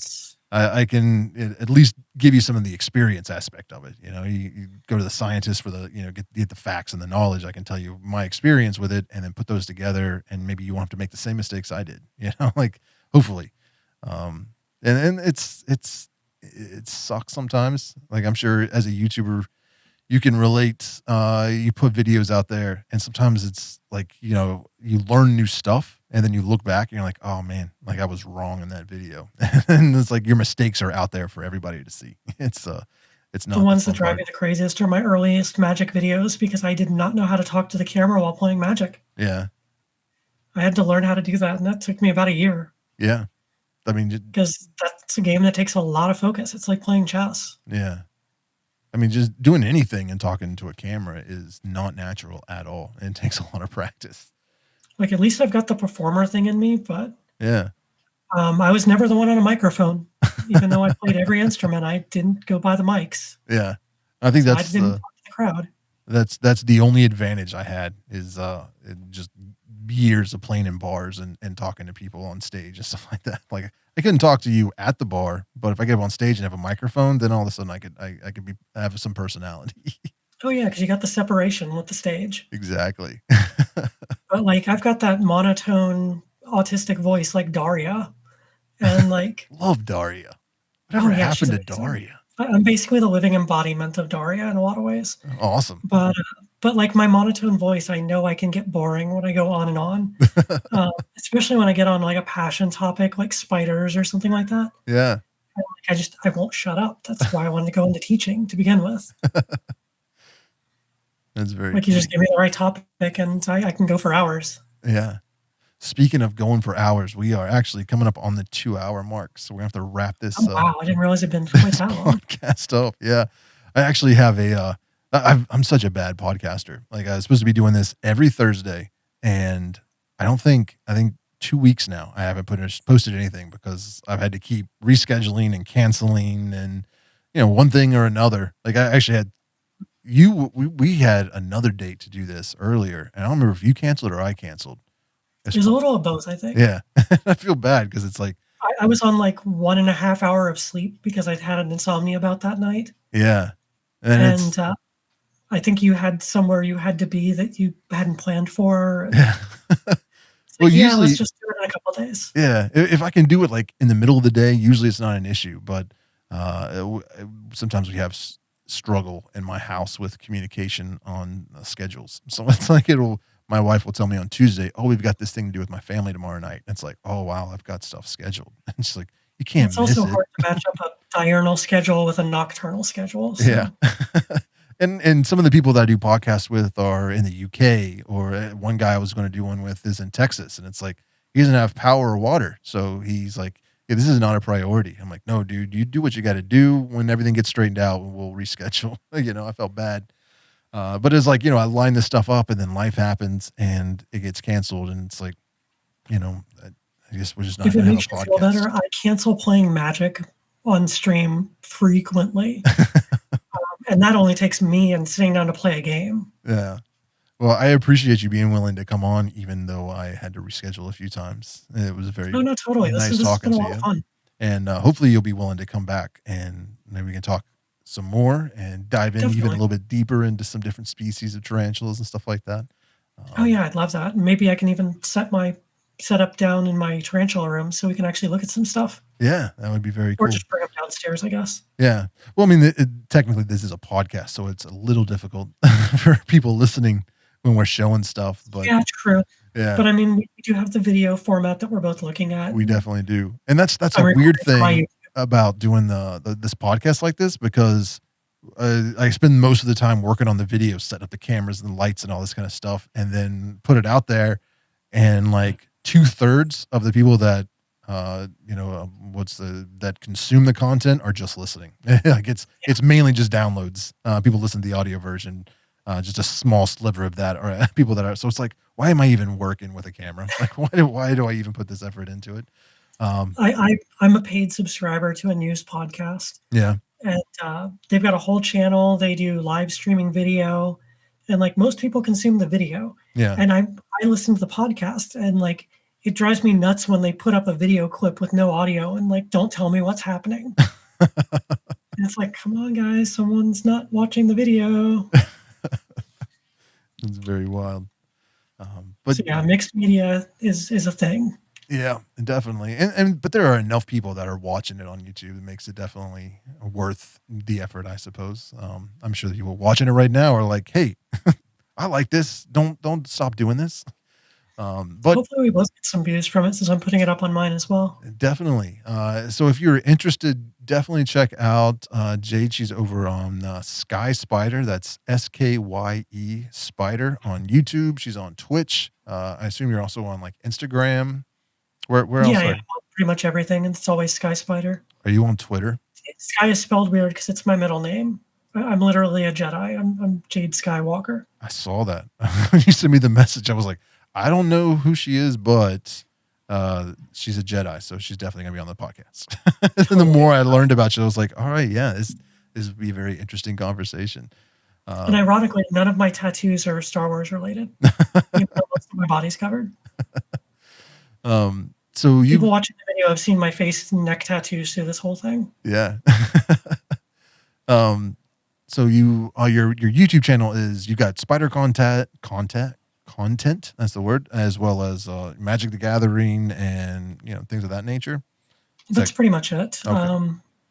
If I get interested and start working on music again, I'll post music videos up sometimes. Very cool. But with my hand out of commission, I hardly ever get around to writing anymore. I understand. And we met on Facebook in one of those tarantula groups. So she's everywhere. if you're on Facebook and you're in a tarantula group, keep an eye out for Jade Skye Walker. I don't accept a ton of friend requests on Facebook, but you will see me in the tarantula groups pretty frequently. Yeah, definitely. I like sharing pictures. I'm a dork. Very cool. Like I'm literally a dork if you're looking on camera. Very true. A dork and a nerd. The only knuckle dusters I felt qualified to have. I can definitely relate to that. Well, thank you so much for coming on, and I really hope that we can get you on again later. Everybody go check her out. If you're watching the video, I've got her screen names and all that on the information there at the bottom of the screen. And I will link all of those, to our YouTube channel and everything like that in the description down below the video version. But thank you so much, SkyeSpider. It's such a cool name. I appreciate having you on. And I look forward to having you on again in the future. I uploaded. It was a pleasure. I enjoyed the crap out of this. Awesome. Yeah, it was a lot of fun. I upload new podcasts every Thursday. Hopefully, I'm gonna try to be a lot better on that. Thank you everybody for listening. If you're watching on YouTube, make sure you subscribe. And I feel like I'm really bad at the outros on these things. I really got to work at it. So it'll just be the thing. Like that's just my thing. I'm really bad at outros. So thank you guys for listening, and I will see you next week. Goodbye.